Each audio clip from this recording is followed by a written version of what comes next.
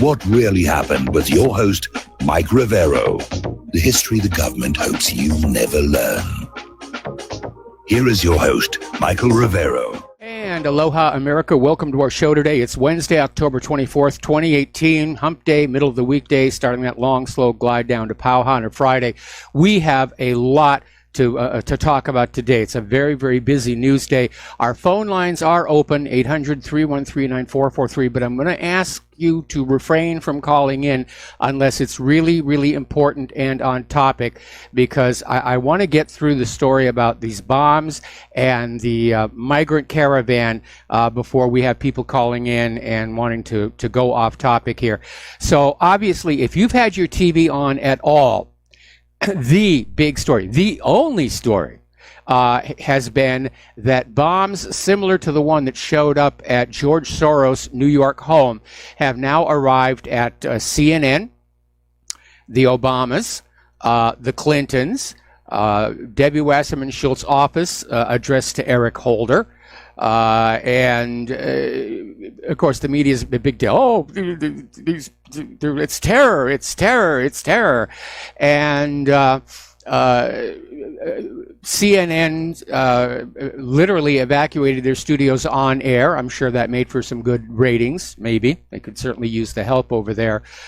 So they had to do an evacuation. But I'm going to tell you right up front, we'll get into the details here a little bit. But this is obviously a PR stunt. It's a PR stunt. The Democrats are desperate. This is their attempt to counter all of the liberal violence on conservatives that we've been seeing lately and say, see, we're victims too. We're victims too. Oh, those evil conservatives here. And New York City Mayor Bill de Blasio is out there saying this is definitely an act of terror. And believe it or not, the corporate media is already saying President Trump is to blame because of his politics of divisiveness. And I mean, for them to make that leap, you know, bombs mailed to the homes of prominent insider deep state Democrats, it's got to be Donald Trump. This is Kavanaugh all over again. Just believe the accusation. We don't have to have any evidence. And that's what makes it a PR stunt. We're less than 2 weeks away from the midterms, and the Democrats are not doing very well. In fact, apparently over at the Stephen Colbert show, he's been advised to stop using the phrase blue wave, because at this point it's down to a blue trickle at best here. Over on ABC, David Muir, again, pinning the blame for the attack on President Trump. And, of course, federal investigators are looking at surveillance videos. They're trying to find out what's going on. George Soros' son on that same bandwagon, Alexander Soros. Oh, yeah, it's Trump. You know, it's his demonization of opponents, and that's just stirred up all this trouble. So, what we are getting from official sources, and by that I mean other than the corporate media, many of the bomb packages had the same return address, which was former Democratic National Committee Chairman Debbie Wasserman Schultz, and Hillary Rodham Clinton just happens to be in Schultz's district today campaigning. Now, here's a huge clue. This is an article coming out of the Gateway Pundit. Investigators are saying this is very suspicious. There have been 0 detonations. None of the bombs have gone off. Now, bomb experts have dismantled the one left at Soros' home, and it was a pipe filled with black powder. And more than that, they're not saying. They're still trying to spin that this is all real and everything. But even a former FBI assistant director, Chris Swecker, said investigators are going to consider all possibilities and that it could be someone who's trying to get the Democratic vote out and build sympathy. So people aren't falling for this. We've seen too many of these dirty tricks come out of the Democrats. The bomb that was sent to CNN, there were 2 pictures taken of it and leaked to NBC. And on one side, it shows a possible ISIS flag. It's a little hard to see, which is kind of silly. If the bomb is going to blow up, why do you bother putting decals on it? But remember what I said, look for what should be there and isn't. And in that photo, and there's the photos of both sides of this device that was sent to CNN, there's the pipe, and there's a little digital clock, and that's it. There is no battery which would be needed to fire off the blasting caps to detonate it. Now, law enforcement would never release any images about explosive devices. It's always a full blackout. So somebody leaked this out, to make the story, to get it on out there. And by the way, little side note here, pipe bombs don't have wires going to both ends. That's just dumb. This thing's a movie prop. You'll have a pair of wires going to one end where presumably there is a blasting cap. And why do these bombs have timers? Wouldn't you rig the envelopes to go off when opened? I mean, the recipients are going to open the envelope, which is what happened in SARS. Oh my goodness, it's a bomb. It's going to go off in 6 hours. Let me walk over here, put it on the ground, and call the police. It's a joke. It is really a joke. And by the way, who mails bombs to people who don't open their own mail? It's a joke. It's propaganda. It's desperation on the cusp of madness is what it is. All right, we're going to do a quick shout out to our honor affiliates who are just now rejoining the network. And for those of you playing catch up here, we're talking about this very obvious hoax to make us all feel sorry for the Democratic figures who are getting these bombs, which are an obvious joke. There are so many things wrong with them. Again, they look like movie props. Little digital timer, no battery, wires to both ends of the pipe. None of this makes sense. And of course, meanwhile, there have been over 500 acts of violence by the left against conservatives. The media just ignores. But boy, are they going to town on this story. Oh my goodness. Hey, yeah, that's the big story here. They're still on, they're still talking about it. And they're playing politics with this whole thing. And what they're not reporting on, of course, is Trey Gowdy's hearings. This is the day when Rod Rosenstein and George Papadopoulos are supposed to be having their closed-door testimony with Trey Gowdy. That's not getting any coverage at all here. Nor, for that matter, is the migrant caravan. That's kind of dropped off the screen. But more and more photos are surfacing from the migrant march, and more of the people in the march are being photographed giving the MS-13 gang sign. Now, over at Univision, Jorge Ramos has become the caravan's champion, and he's now out there demanding that the government of Mexico provide more buses and more trucks to get these now apparently 14,000 people up to the American border. And every time he appears on TV, it's a caravan of refugees. They're perfectly helpless. There are no terrorists. There are no criminals. And just go, go, go. Now, Tucker Carlson got to interview Jorge Ramos and asked how many caravan immigrants he personally planned to take into his home. And at that point, the interview began to break down. And Ramos was out there saying, this has nothing to do with the individuals. It has to do with nations. And you have to understand, these refugees are not a threat to the United States. And then he started I know that in Fox News, and Tucker Carlson interrupted him saying, don't start making this about Fox News being racist. This is a simple question. How many of the refugees are you going to personally house? And it kind of went downhill from there. And Ramos is wrong. These refugees are going to be harmful to the United States. even if they don't commit crimes, even if MS-13 reforms stepping across the border, even if they're not carrying contagious diseases, they are going to be an additional strain on our already overstrained social service system. They're going to be a drain on the economy. Now, over at MSNBC, Lawrence O'Donnell is praising those in the migrant caravan and criticized supporters of Trump, saying Trump voters are loathing, desperately fearful people, that you're just being afraid of those people. Well, again, we now know for certain people from the Middle East are hiding among that 14,000. People from Mexico are using the opportunity to try and get in or get back into the United States of America here. So MSNBC is out there saying that Donald Trump is fear-mongering. Interestingly enough, though, Chapman University conducted a survey of American fears, and you want to know what was at the top of that list? Corrupt politicians.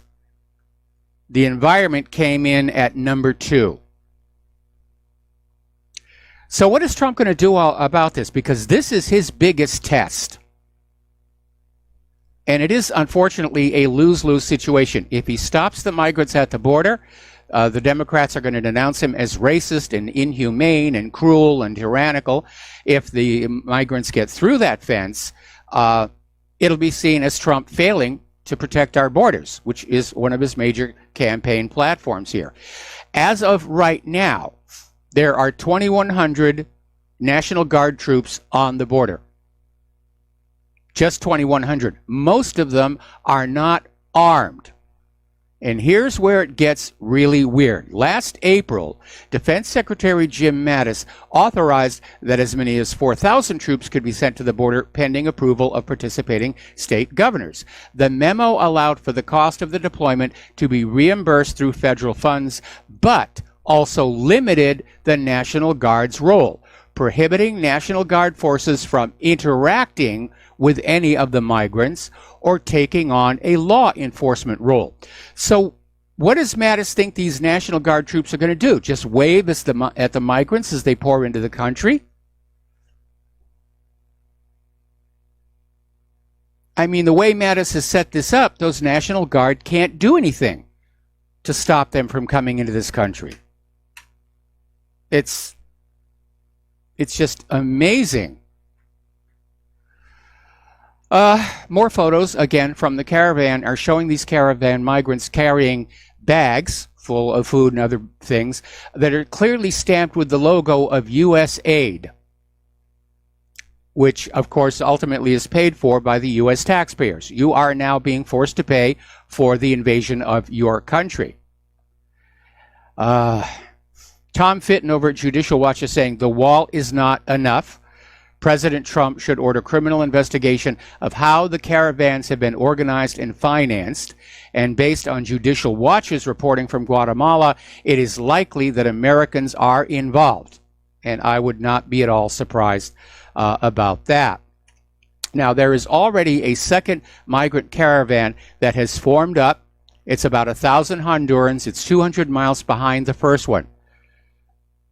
So Trump had better send the army, the regular army, down to that border right now with whatever it's going to take to secure our border, because he made that campaign promise. And if he doesn't live up to it, he's a one-term president, and he's got to know that. According to Fox News, the caravan includes migrants from India, Bangladesh, and Africa, along with, of course, identified MS-13 gang members. We don't know how many are in there.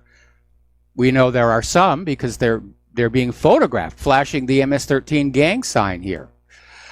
So there may actually be a link between this migrant caravan and the phony bombs that were sent out to the Clintons and the Obamas and so forth, because it looks like this caravan of invaders has backfired on the Democrats.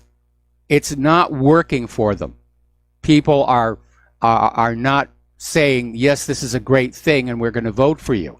And as a matter of fact, the Democratic leadership has already sent out a notification to their various offices saying to just stop engaging on the caravan story and go back to other topics. They're sending out the message, drop it, just drop it. It's a loser for them. Rasmussen did a survey and found that 51% of likely U.S. voters believe the U.S. government should stop. All of those Hondurans headed this way. 38% say they shouldn't, that the Hondurans should be allowed into the U.S. while their applications for amnesty or refugee status are processed. But that's not the way refugee status works. You're supposed to apply for refugee status while you're still in your home country. But this is a huge margin, and I can see why the Democrats are backpedaling on this, and we're desperate enough to try and distract from all of this nonsense with these phony bombs. I mean, looking at how crude those bombs were, this was a rush job. I mean, this is amateur night. I just got an email from somebody who's apparently been visiting websites all over the net saying, on no websites anywhere can I find anyone who thinks this is a real threat to these Democrats and Soros. And I've been to dozens just today. Yeah, I mean, it doesn't make sense. And again, to recap the reasons why this is all fake. First of all, the bomb is just a pipe with a little tiny digital timer on it. There's no battery to power a blasting cap. The wires go to both ends of the pipe. That's not how you build a bomb.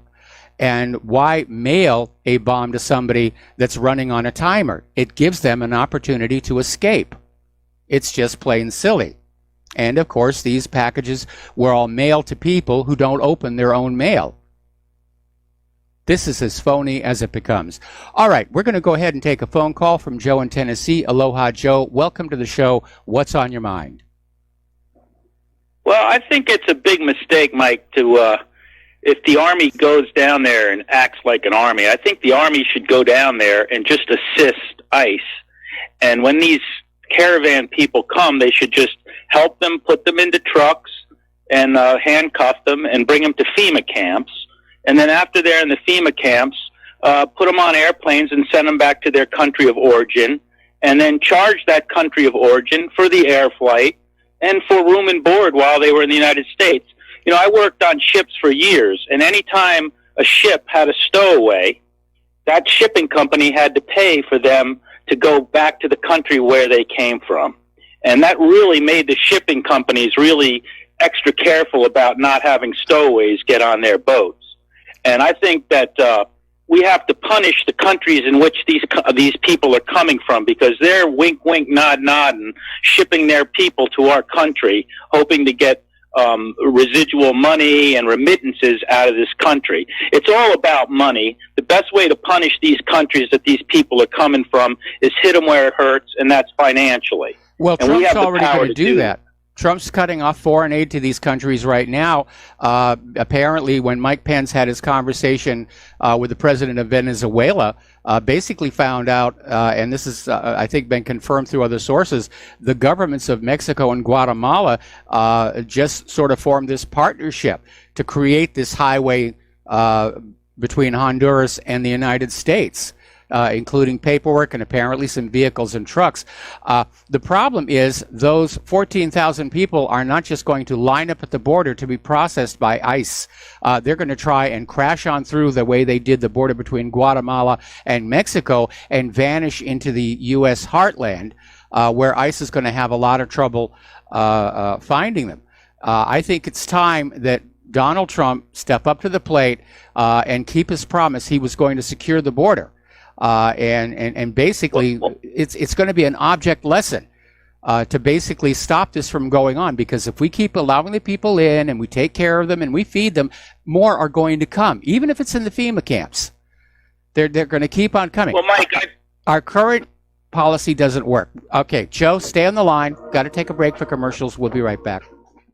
Aloha, America. Welcome back to our show. We're talking with Joe in Tennessee, and we're talking about the migrant caravan and, in a larger context, the terrible state of our immigration system as it is.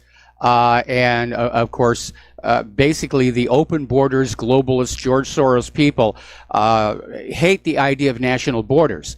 And our national borders have been under attack by these globalists for quite some time, which could be construed as an act of clandestine warfare. But it's time for Donald Trump to put up or shut up, because he campaigned on shutting down that border.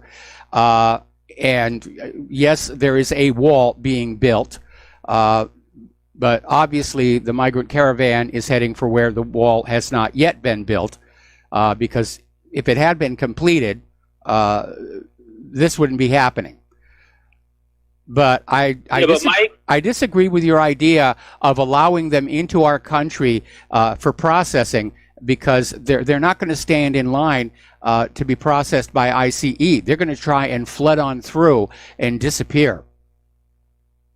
Well, Mike, what scares me is if the military has a confrontation and shoots even one or two of these people, it's going to be a huge uproar. And it's going to look bad on everybody. My thing is that, you know how easy it is to string razor wire and barbed wire and put up electrified fences? I mean, I'm sure we have people in that caravan that are telling us the location. They're monitoring it. We have our spies, no doubt. And they're not going to come and surprise us and break through. We don't have to let that happen. My point is, the Mexicans are going to not allow them to just. Personally, we ought to close the border with Mexico if it was up to me, and just let the Mexicans sit with them. They're not doing. As far as I'm concerned, I agree with that one. This is almost an act of war by Mexico on the United States, and I think we should treat it as one. Government like that. And we should treat it as an act of war. I totally agree with that. Okay, we know that Mexico gave these 14,000 people these temporary travel documents to make it legal for them to be crossing Mexican territory heading for our border. And it's an invasion. Let's understand that that's exactly what's going on here. This country has been going through a slow motion invasion, both of refugees and illegal immigrants, and it's time to put it to a stop. Well, I agree, but at the same time, we have to, the politics of it with the UN and the mammy-pammy liberals. We can't really allow the clubs and the shootings, which is what happens in Israel, and then all of a sudden it's all over the news. So I think we ought to do is, I've always thought the wall itself is a mistake. I think they should make a fence with electrified wire and razor wire and have a no man's zone between wire boundaries and put robots and AI and helicopters and minefields, but because it's flexible. And I don't think that people act like this 14,000 man column is coming in and it's going to be a big surprise. It isn't. We'll know where it's coming. Oh, there's no question. They can't hide that. If nothing else, I'm sure that there are satellites overhead keeping an eye on where they are. But when I say they're just going to flood on through, is they're going to simply overpower those 1,200 National Guardsmen who don't have guns and are under orders not to interact with the migrants, by direct orders of SecDef Mattis. So they're just going to push on through. They're going to bloody them up the way they did the Mexican police who were sent to try and keep them from coming in from Guatemala, which in hindsight was kind of a token gesture because they only sent down a couple of dozen Mexican police and they all got beat up pretty badly. And that's what's going to happen down there on our southern border to those National Guardsmen, unless Donald Trump uses his authority as the commander-in-chief. Now, yes, he's given the Pentagon control of the military in terms of the prosecution of wars in other countries, but Trump is still the boss. And Trump can issue the orders, and he can fire anybody who doesn't go along with the orders. And given that these migrants are not, in fact, walking up here, they're riding in buses and trucks, they could be here day after tomorrow. The time to be mobilizing the military, at least 20,000 strong, is right now. I totally agree, but I think that there are techniques in crowd control that can be used. You can use old railroad cars to steer the crowd and actually start culling it like you would do with cattle, and then you can get them to a manageable rate where you can just put them on buses to FEMA camps and then let the countries pay. I don't agree with that. I don't agree like with that. I think they need to be turned back. And I agree with you. If anyone actually got shot, it would be a PR nightmare. The liberals would seize hold of it. But the military has these area denial weapons, and I put up articles on both of them at whatreallyhappened.com. One is the LRAD, which is that very loud sound generator that is way above the threshold of pain. Then you have that microwave area denial system that heats the water in your skin, and it makes you feel like you're burning, even though you're actually not. We already have these systems. They should be on the way to the border right now. In fact, probably some of these microwave systems ought to be mounted on helicopters to basically just go where the crowd is and just start pushing them all back. So anyway, yeah, I just hope nobody starts shooting at them and blames it on the military. Well, anything is possible here. Be a false This is Trump's moment. He's either going to do what he promised or he's going to be a single-term president. Thank you for the call, Joe. We're going to let you go. We have other callers waiting, and we'll be right back. And aloha, America. Welcome back to our show. And flipping on back to this very desperate false flag bomb thing to try and build sympathy for the Democrats here. Apparently, New York Governor Andrew Cuomo claimed that he received a device trying to hop on the bandwagon. But according to the NYPD, no, there wasn't a bomb or even a phony bomb in the package. Just grandstanding. Everybody's out there. Did you get your bomb today? You know, it's the fashion. You get a bomb today. All right, so back to the phones here. Phil in Illinois, aloha. Welcome to the show. What's on your mind? Hello, my friend. Hello. You know, I can't believe what I've been hearing about this caravan and things. You know, we got 6, 7 families running as we speak. They're not Mexicans. They are white. The same things going on in Honduras and Guatemala. And, you know, the cocaine, the drug gangs are all down there running their thing. These people are trying to escape with their lives. Many of the fathers have been killed, left with 5 or 6 children, a woman, how she's supposed to go to work or anything. And the cocaine happens to be more valuable than the stock market by about a factor of 3 times. Especially today. And it's going to keep going. Yeah, and we need the military down there. I'll agree with that. We need to not have them at the border. We need to have them in Honduras, Guatemala, all those beautiful Latin American countries that people would not choose to leave if their lives didn't depend on them. We need to go clean those drug gangs out, or fill this border and bring the drug gangs up here, and so the wonderful Americans can't get out, and see how they like it for a while, where they're breathing their last breath. Who knows, from day to day, starving and all this, that, and the other. We've caused this. And now we want to, of course, Trump's in. He wants to keep his arms folded like he always does, and just let him die off and whatever. You know, I'm telling you, we're keeping rich people rich with this cocaine and stuff and drug pipeline down there. Oh yeah, Mike, and a lot of it's tied in with U.S. intelligence agencies. And in fact, there was a story that one of our members posted on the website today. Apparently, over in Africa, a United Nations truck that's supposed to be carrying humanitarian aid rolled over, and police discovered it was filled with all these contraband minerals that they were trying to smuggle out. So there's a lot of corruption. But here's where I'm coming from, okay? The people in Guatemala and Honduras have to fix their own nation. We, the American people, have got enough on our hands trying to fix our nation. And we've got to close the border. And remember, Eisenhower completely shut down illegal immigration across that southern border with only a tenth of the manpower of the current Immigration and Customs Enforcement. It was called Operation Wetback, which, of course, the liberals would scream, you know, bloody murder about that name today. But if Eisenhower can do it, Trump can do it. And well, I'm not sure that a wall was really necessary. We just have to cut off the financial incentives for people to sneak into this country. And throwing some crocodiles in the Rio Grande probably wouldn't hurt either. Well, if you're not going to be able to live in your country, I mean, it has nothing to do with financial. It's your last breath. We would react the same exact way, especially if this government keeping the rich in like they're keeping in. I can't believe people are this cold-hearted to see what their government's doing. You know, like I say, I'm not Republican or Democrat, never have been, never will be, because they're one and the same.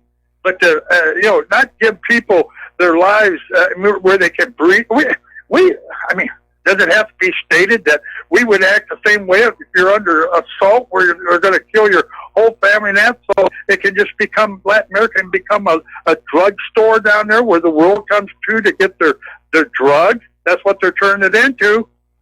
Well, that's why the U.S. will never militarily intervene in there, because our own intelligence agencies and many of our politicians, look at the Clintons, for example, they're neck deep in all of this. If you go back and you look at the history of the Clintons when they were in Arkansas back in the 1980s, they were up to their neck in the Iran-Contra scandal, which involved smuggling guns down to Nicaragua and smuggling cocaine back. And they all got very rich off of that. They don't want that to go away. Right. Ronald Reagan was the one that got the Iran-Contra thing going with no less than an Oliver North. And with all, he was found with all kinds of cocaine. They did it on purpose to ruin this country, to keep our attention diverted from what they're doing, getting the richer and taking countries over that. I'm sad to be an American. You know, and then I hear people talking like this. On that one, I agree with you. But just to be accurate, Iran-Contra was actually started by George Herbert Walker Bush because Reagan was already starting to deteriorate from his Alzheimer's. But Iran-Contra needed a covert U.S. base of operations for the smuggling pipeline to go down to Nicaragua, and that was out of Arkansas. If you see the movie American Made with Tom Cruise, much of that actually did happen. Yeah, okay. Mike, I want to thank you. We've touched on some issues, food for thought for people, and I appreciate your show, and you're doing a great job, and I thank you. All right. Well, thank you very much, Phil. We're going to let you go. And I know I get a lot of emails saying that, it's heartless not to let all these people flood into our country. But, when I was growing up, we had a saying, charity begins at home. And I don't think we should be spending money to let refugees or illegal immigrants into this country and take care of them while we have legal American citizens sleeping in alleys and eating out of trash dumpsters. We have to take care of our own first and foremost. So, Trump, like I said, this is your watershed moment. You campaigned on this very issue, and everybody is watching to see what you do. And if you do just sit back with your arms crossed and say, oh, well, then you are definitely a single-term president. Okay, Art Off the Grid, aloha. Welcome to the show. What's on your mind? Hey, Mike, and you are touting exactly what I've been saying. Sad to say, I tuned in about a half hour into the broadcast, so whatever you said that first 30 minutes I missed. But it was about these phony bombs that were being delivered to high-profile Democrats in what is a pathetic attempt to build sympathy. And that was the primary reason for my call. Was I kind of figured you were going to be talking about that, but. I do a talk radio broadcast on the internet myself. I'm on 3 days a week. And last night, I was talking about this very thing. And it was amazing to me how many people in the chat room were saying exactly the same thing you were saying about, it's not like we don't have enough room and this and that and the other. And my argument to these people was, I'm not saying we don't have the room. What I'm saying is we don't have the resources. Yes. We can't even we can't afford the ones we've got already, and you want us to take another 7,000 to 15,000? Come on, folks. This is absolute insanity.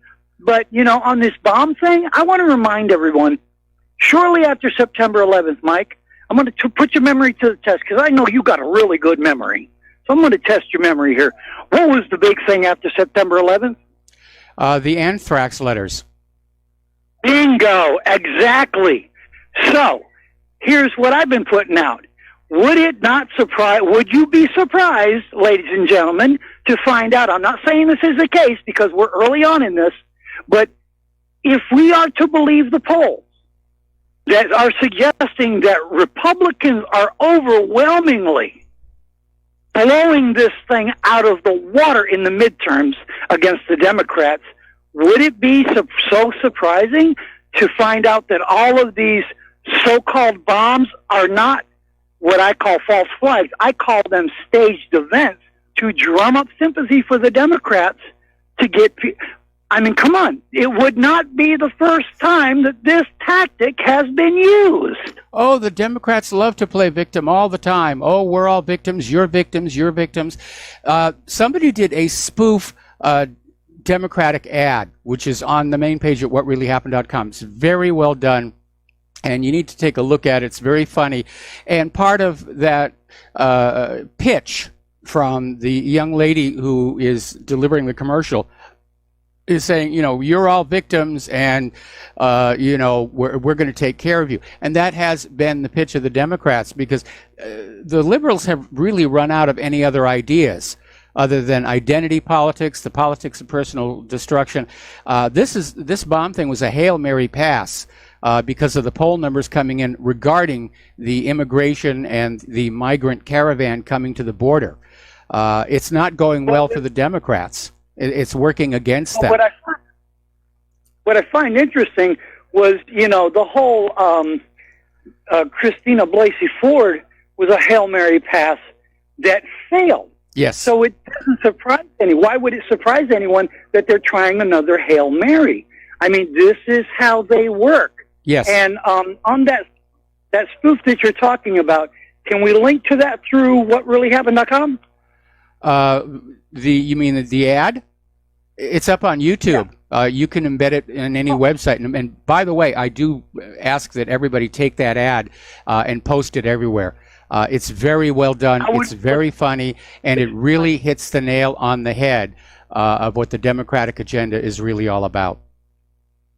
What's the title of it so we can look that up? Just says Democratic ad. Oh, okay. All right. Hey, appreciate it, Mike, and have a great one, man. Okay. If you look on my website, it's titled New Democrat Campaign Ad. And again, it's a YouTube video, and you can embed it anywhere that you can. And I advise you to do that. I'm surprised YouTube hasn't pulled it down. Absolutely. Okay, well, thank you. We're going to let you go and switch over to Emmerich in Vancouver. Aloha. Welcome to the show. What's on your mind? Hi, Mike. Well, I'm just listening to your show, and I totally agree with you that you guys got to take care of your border. You guys spend so much on the military. If you can't defend your own border, yep, what's it all for? Well, it's to go on out and steal also, wealth from other countries. I think that if you guys tell those guys exactly what's going to happen when they cross that border, there should be no surprise. And if they decide to cross, it's on their own free will. That's their decision. Can't blame you. Just tell them ahead what's going to happen. So it's no surprise. Yep. But again, I agree. I know it's going to be political, this and that, and you can try to use the, you know, not the heavy weapons, but have them there in case anything goes wrong. You guys can take care of it. I am absolutely stunned that the 2,100 National Guardsmen already at the border, most of them are unarmed. Yeah, what are they supposed to use? Harsh language? I know. Yeah, exactly. So that means, like, you're not really serious. So here, Trump can either prove that he is not a paper tiger, that he's either going to be a paper tiger or not. Yep. Either he means business or he's full of hot air. Yeah, if he doesn't stop that caravan at the border, it's effectively all over for his administration. There's going to be another caravan, and then another caravan. There's already a second one that's formed up. And, of course, this is what the liberals want. You know, the liberal and George Soros and the globalists, they want to do to the United States what they did to Europe. And we can see how well that worked out over in Europe. So, but if Trump doesn't act, then that raises a question. Is he part of the problem? Is he part of the New World Order in disguise? I don't know that he's part of the New World Order, but he's definitely a weak leader. He's too easily manipulated by those around him. We know that he's very subject to flattery. Again, if he does not stop that caravan at the border, effectively his administration is over. Nobody's going to listen to him anymore. He'll spend the next 2 years as a lame duck, and then he'll get voted out of office. He's going to lose all respect. Yeah. He's going to lose all respect, I think. He's going to be a paper tiger. Oh, yeah, he says, but he doesn't act. So, again, you got to tell him, drop leaflets, whatever, over bullhorns, tell them, let them know exactly what's going to happen when they cross that border. Let them cross that border. Let them go 20 feet. That's it. Stop them there. Well, again, anyways, that's up to you guys. That's my opinion, and maybe I'm cruel and whatnot. I know they're poor people and this and that, but you still got to maintain order, and they can apply and come through in legally. You can't just change it. What would happen if you go to another country and you break their laws? What do? They throw you in jail. They act. So, you guys got to act. And if you imprison 15,000 people now and all the expense, why? Don't even let them come in. Yeah, just turn them around. Tell Mexico and Guatemala, look, you truck them up here, you truck them back. And I do agree with that other caller, that any expenses incurred by the United States come out of the foreign aid being sent to Mexico and Guatemala, who, by the way, have shown their ingratitude for all that foreign aid by allowing this to happen. And comparing this to the Palestinians in Israel, there's no comparison. Palestinians, they've got a legitimate beef. Yep. On their own land. Yep. They were just demonstrating 300 feet away from the border. They were being picked off. There's no comparison. You can't compare these two. Not at all. So, but anyways, they got to show that they mean business. Maybe I'm just too mean. I don't know. Too much politicking and whatnot. And the Democrats are going to cry and these guys are going to cry. Let everybody know ahead of time what you're going to do. There's no surprise. You don't want to do it. Tell them not to come. If they come, this is what's going to happen. Okay, I got a solution, okay? Let's find 17,000 liberal Democrats who are willing to sponsor one of these migrants and take them into their home and just privately cover the cost of feeding and housing and educating them. And that's going to make everybody happy, I think. But I seriously doubt you're going to see that because the Democrats want to bring them all in, make them Democratic voters, and otherwise ignore them. Yeah. So, anyways, you guys got major problems over there. There's no question. Yes, we do. Question. You guys got major problems. Yeah, we got major problems. It's too bad. Too much politicking. I think too much BS, and you can't do this because of this. All right. Well, yeah, I need to let you go. We got to take a break for commercials, and we'll be right back. And aloha, America. Welcome back to our show here. Now, if you've bought small electronic devices, you've probably noticed many of them, especially LCD screen devices, will have this little peel-off plastic over the display that's printed with what the display will look like when the device is on. And that's part of the store display, so it looks cool. And when you get the device, you peel that off and just throw it away after you put batteries in and use the device. Here's the thing. I just found a high-resolution version of that photograph of the bomb that was sent to CNN. And that little piece of thin plastic is still on the face of that digital clock. Somebody put a battery in it. You can see literally two different sets of digital numbers, one over the other. Now, if you're not peeling off that little piece of plastic, then it makes it very difficult to, first of all, set the correct time on that clock, let alone set the time for an alarm. So that's another indicator. This is a hoax and a very hastily put together one. All right, let's go back to the phones. Dustin in New Jersey, aloha. Welcome to the show. What's on your mind? Now I know why my my clock says 12:47 all the time. I never thought about peeling it off. Well, at least it's right twice a day. Yeah. Mike, breaking news. Cuomo's bomb wound up being Reuben on rye with a pickle on the side. What a joke this whole thing is. Isn't it a coincidence? The caravan's on its way. Yeah. And pipe bombs are on the way, too. Yeah. Can't make this up, Mike. Oh, my God. I mean... Well, somebody made it up, but they did a really bad job of it. This is sloppy. This is high school quality work. Yeah, Mike,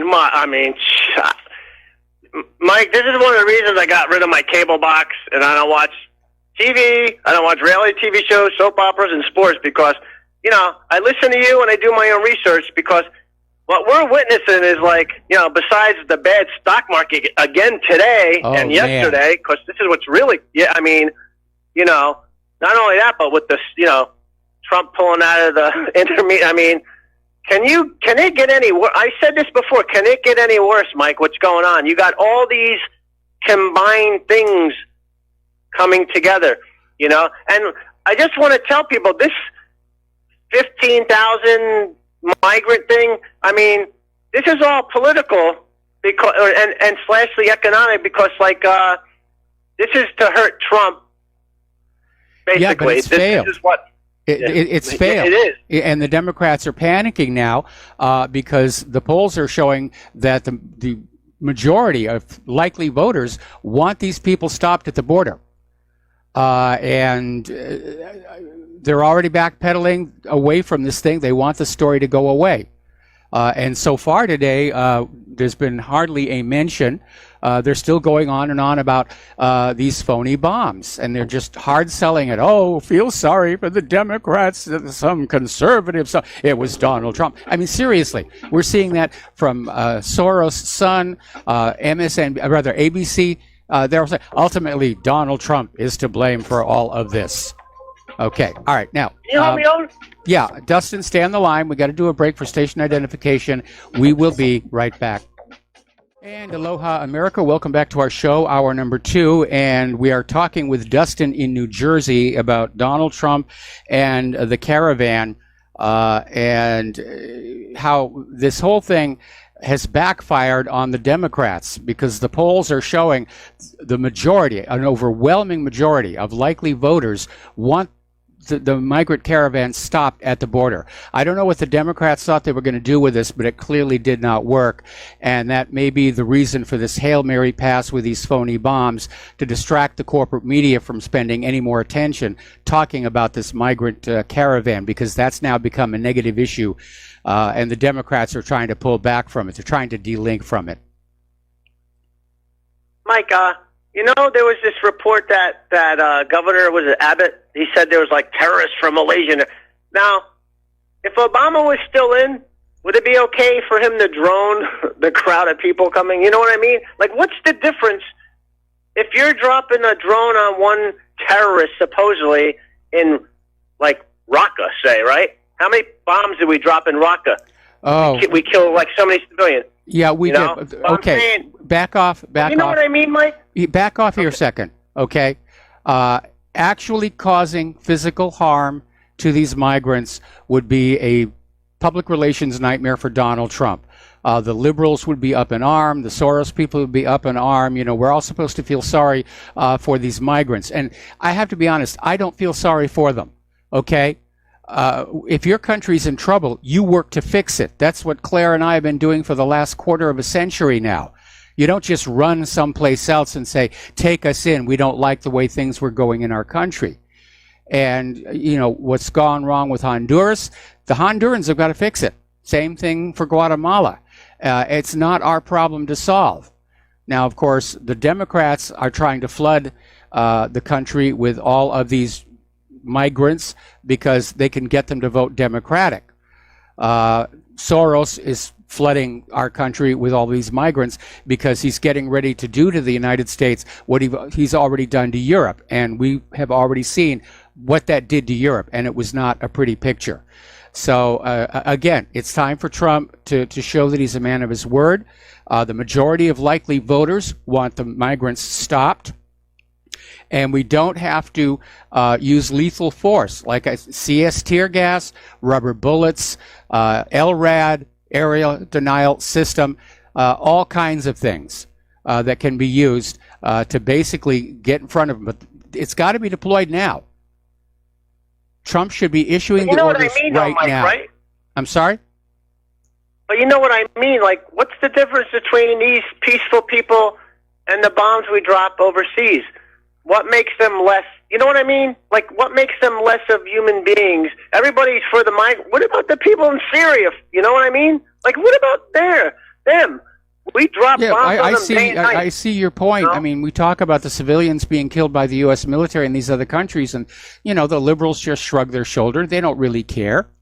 And they don't really care about these migrants and illegal immigrants and refugees. They just see them as potential Democratic voters. And other than that, they could care less. It's somebody else's problem to deal with them. And then, Mike, real quick, I'm going to switch. Like, if you go to RT on YouTube, click on the round RT and then look up Trump globalism. Trump's a nationalist, but he believes in the globalist imperialism, basically. You know what I mean? Like, he believes in this world, this hegemony thing. Do you see that? Like, even though he's a nationalist, he believes in it. So what's the difference, though? Very, very much so. Well, there's a difference between globalism and hegemony. The individual nations are still out there. They're just leashed and collared and muzzled in service to the United States, much the way the United States is leashed and muzzled and collared in service to Israel. The globalists see a single planet without any borders whatsoever, and that is the difference between the two approaches. Well, you know what? At the end, Mike, we're still on a leash then, right? Yeah, lots of leashes in our lives here. Yeah. All right, thanks, Mike. Have a good show. Thank you for the phone call. We're going to let you go and switch to Doreen in Vancouver. Doreen, thank you for waiting so patiently. And what is on your mind today? Oh, well, I kind of agree with my fellow Canadian that called in a little while ago. They have to be stopped. And what makes you think they're going to stop at your border? They're going to head up to Canada where Trudeau will be waiting with open arms, because that's what we do up here when we bring in the white helmets and their families. And I don't know. How did Hungary stop them from coming in? They built a great big 10-foot wire fence, and they couldn't get over. And they manned that fence. And they stopped them.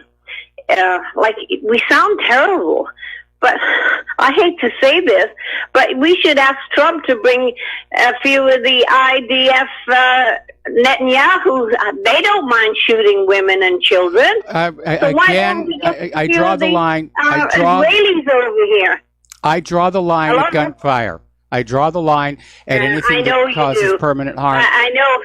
And if the Americans and Canadians only knew how bad they're treating the Palestinians and shooting the women and children, and they would understand that. I agree with you, Mike. But I've got an idea. Why don't you let them through the border and have buses waiting for them and pile them all onto a bus and then turn them around and drive them back again? That's a good idea. Well, it might work, but you'd have to be able to lock all the windows and doors on the buses and have some kind of a cage around the driver. I would imagine that when the passengers on the bus realize they're going back over the border, they would not exactly maintain a Zen-like calm. And there's probably be violence. I don't know, but that is one idea. Come on, get on this bus. We'll show you where to go.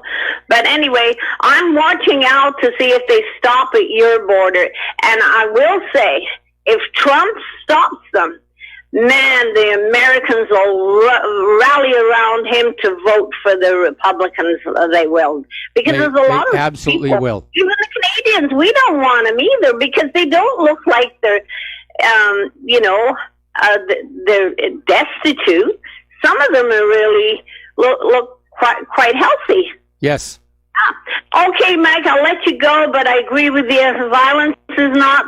Maybe a bus or a big chain link fence on the border. That might work. How fast can they put that up? Well, I know the military have these rapid deployment barricades they can put up. There's got to be solutions out there, and I've already talked about some of them. But again, if Trump doesn't stop them at the border, I'll tell you where the buses are going to actually be taking all of these migrants. Anywhere that there is a red majority in the country, and on the drive up there, they're all going to be registered to vote. That's what's going to happen. There will, in fact, be buses. How can you be registered? Yeah. I thought you have to be an American citizen to vote. Our Democratic Party has gone outlaw. They are dependent on the illegal immigrant vote. They've even publicly admitted it. You know, their idea is we don't believe that voting should be restricted to U.S. citizens, and so we're going to ignore the law. And because they succeeded in 2016 in having state voter ID laws overturned, there's really no way to check. The people who are working at those polling places, somebody walks in, they've got a registration certificate, and they're allowed to vote. In a lot of places, it's now become illegal to ask about their citizenship. It's a total giveaway of our country. Well, and you know, if Trump lets this through, there'll be another one and another one on the way, and they will end up in Canada because we're not that far from the borders, and look what's happened in Sweden and Denmark. My God, I hope that never happens in America or in Canada, because you can't just push people all together and expect them to mix like a bowl of soup or anything. Yep. Anyway, Mike, I appreciate you and Claire, and I know you're for peace, and God knows, me too. But I hope Trump stops them some way.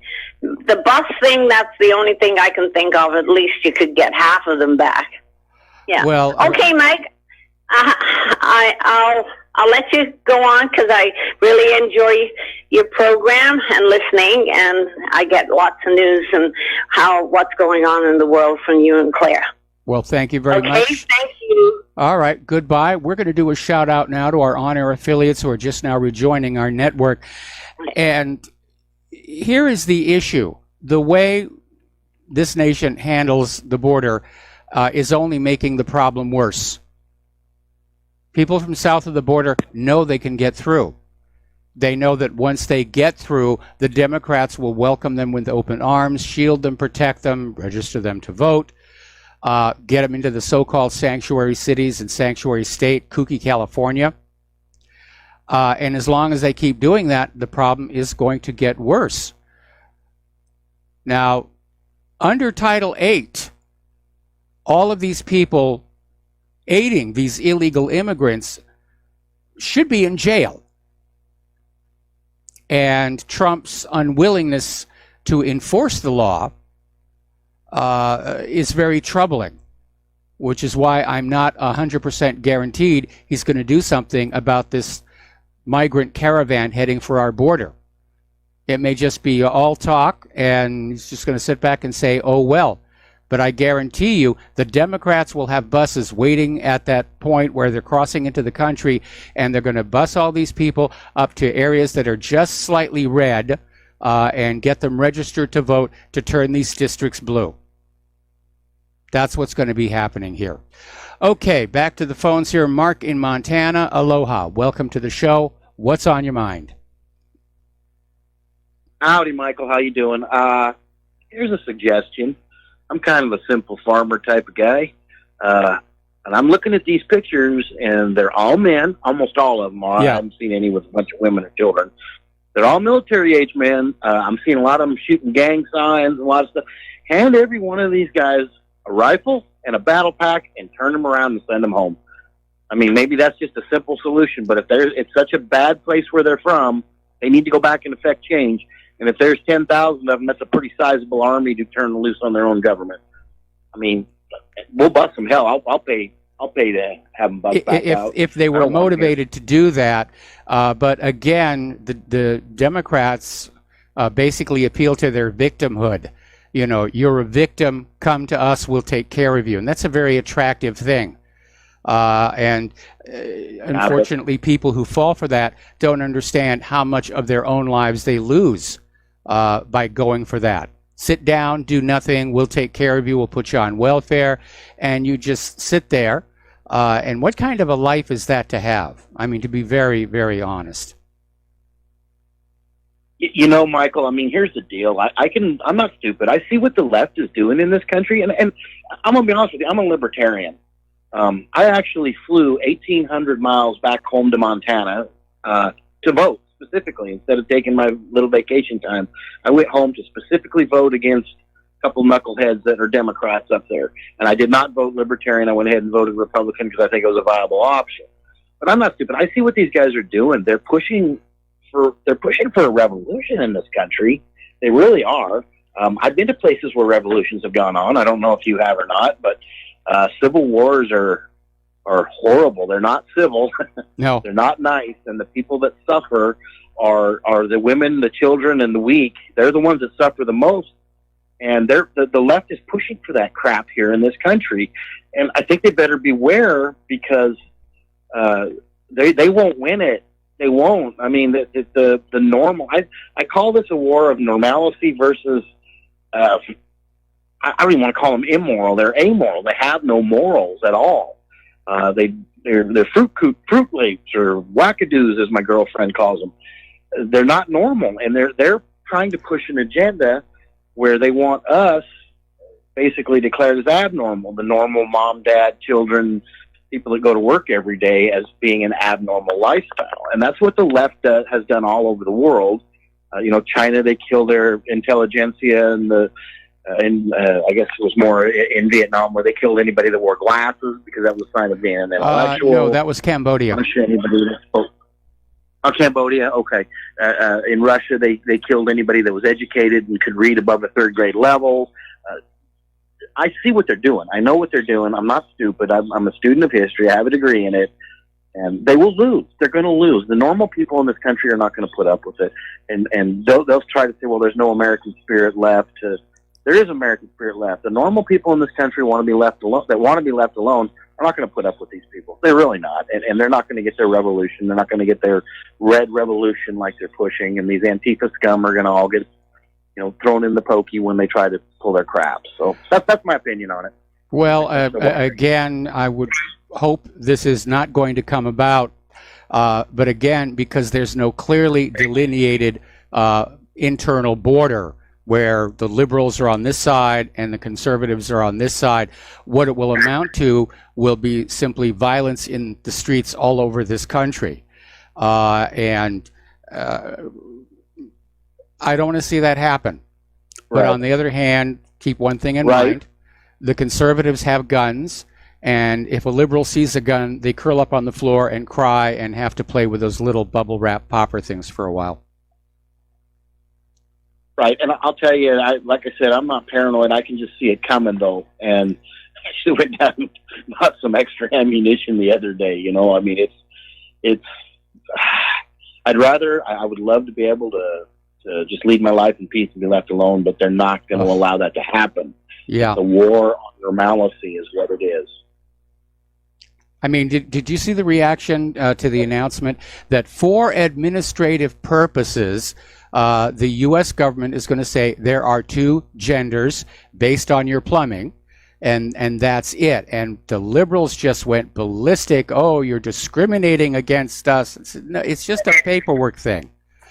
And the rest of the world has to be looking at our society and wondering what went wrong. Is it all the lead in the drinking water? Is it all the prescription antidepressants? Because taking a deep breath and stepping back and looking at our present society, it does seem, as your girlfriend said, wackadoodle. Yeah, and I don't get it. I mean, back on the farm, you had the bulls, you had the heifers, and there wasn't anything in between. Mm-hmm. I mean, you couldn't turn a bull into a heifer, and you couldn't turn a heifer into a bull. Now, you could have turned a bull into a steer, but that's a whole other story. It's still a bull. It's still a male. You know, I don't understand it. I don't understand where they get 26 genders. I don't see where they get 3 genders. I mean, I guess I'm getting old, and time for me to pass on into the other life or something. I don't know. Well, you're right. I'm like you. I'm a farm kid, you know, and there are the roosters and there are the hens, and there wasn't anything in between. It's just this fantasy, and that they're playing to people who are being intentionally confused about their own identity.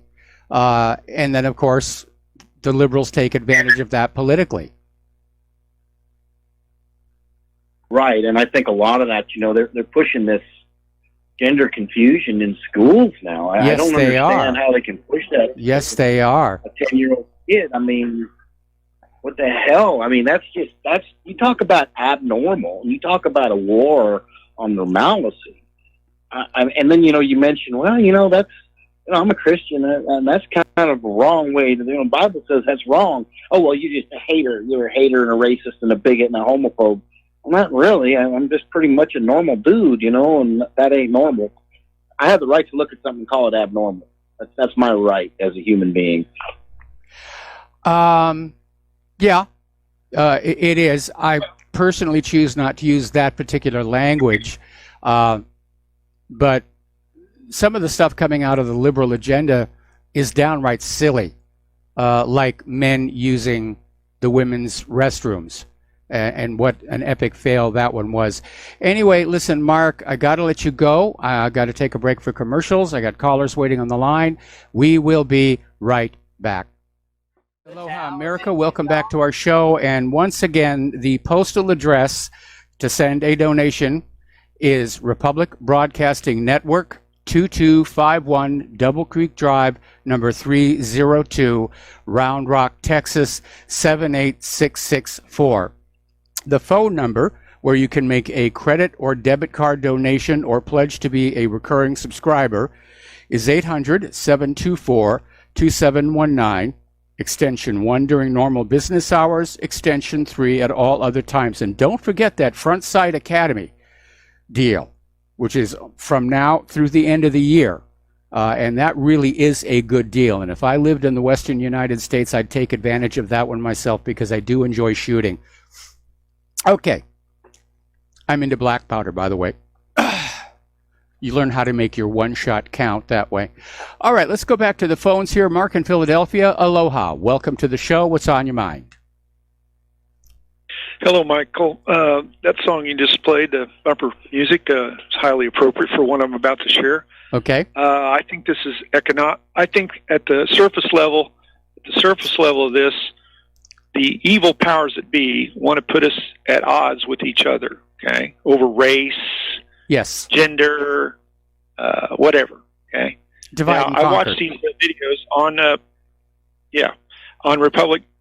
broadcasting.org. I watched the videos from Judicial Watch, and I heard Fitton talked last night with Lou Dobbs recently. Anyway, so it's economics, man. It's economics. Because these people, look, I feel for them, but you know, the Central America was once a place where American companies could go and do the subcontracting work or whatever for, you know, and then bring the products back to America. But now many of those jobs have went to China, right? So I feel for these people, but they are being supported in going to our border to help take down our lower class. Now, meanwhile, back at the ranch, we have contractors like Accenture who are working with India to bring Indians over for subcontracting jobs and also direct jobs through the H-1B visa program. Yes. Now, our great President Trump, who wants to make America great again, if he really did, he would put a moratorium on 550,000 H-1B visas that have been approved since the beginning of the year. So we have, at the lower level, we have an onslaught of an invasion, which will take down the lower class jobs even if they're already a threat anyway. They're already at threat anyway. So, but in the middle class, we have the import of all these smart people from India. I guess we've all just gone dumb. I don't buy it. It's ridiculous. So, and then we have it now on this other. So it's all economic. You have to look at our education system and what it's putting on out. We have an article a little further down in the talking points that under Common Core, academic achievement and skill level and test scores have been in steady decline. And one of the arguments for the H-1B visas is that young people that have been educated in places like India have skill sets Americans can't compete with. So you have to share some of the blame over there with our education system. Okay, so then we have the economic onslaught for all these kids, over $1 trillion in debt to the government for student aid. Okay, I don't buy that. By the way, I'm a technically minded and technically skilled person, so I kind of offended what you said there, that we don't have enough technically minded people. I'm one of them that's been displaced, by the way, okay. Mr. Rivero. Okay, so the deal is, I don't buy that. I think we have enough smart people in America, and if there were programs put forth like right now to help get the skill set back up with vocational programs, vocational technical type programs, which like intense focused training, I think we could get back up to speed pretty quick. So I take it that's a plan to invade our country and take us down economically. And like you say, all wars are bankers' wars. And this is war. This is economic war right within our own borders. It's not over there. It's not somewhere over there in some foreign land. It's right here. It's an economic war. I put that forth to you, Michael Rivero, and I hope you would ponder that and expand on it. Thank you very much. All right. Well, thank you very much for the phone call here. And again, we have to be careful that we don't oversimplify what's going on.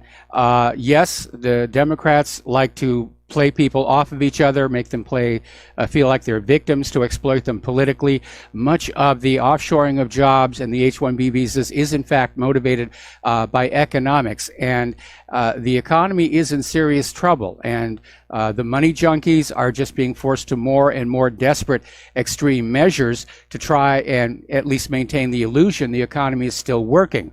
But as we've pointed out, it's got a finite lifespan.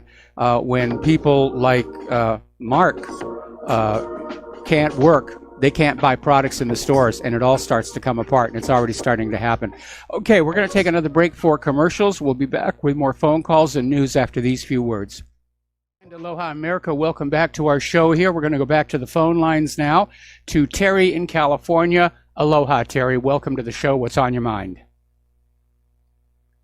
Hey, Mike, I just wanted to, I'm sure you're aware that we've got all kinds of homeless around Southern California. Yes. I mean, you go around the river, around the railroad tracks, and you see nothing but tents. Yep. And my daughter went downtown L.A., and she says you just see these tarpaulins all over the place down there in these prop tents.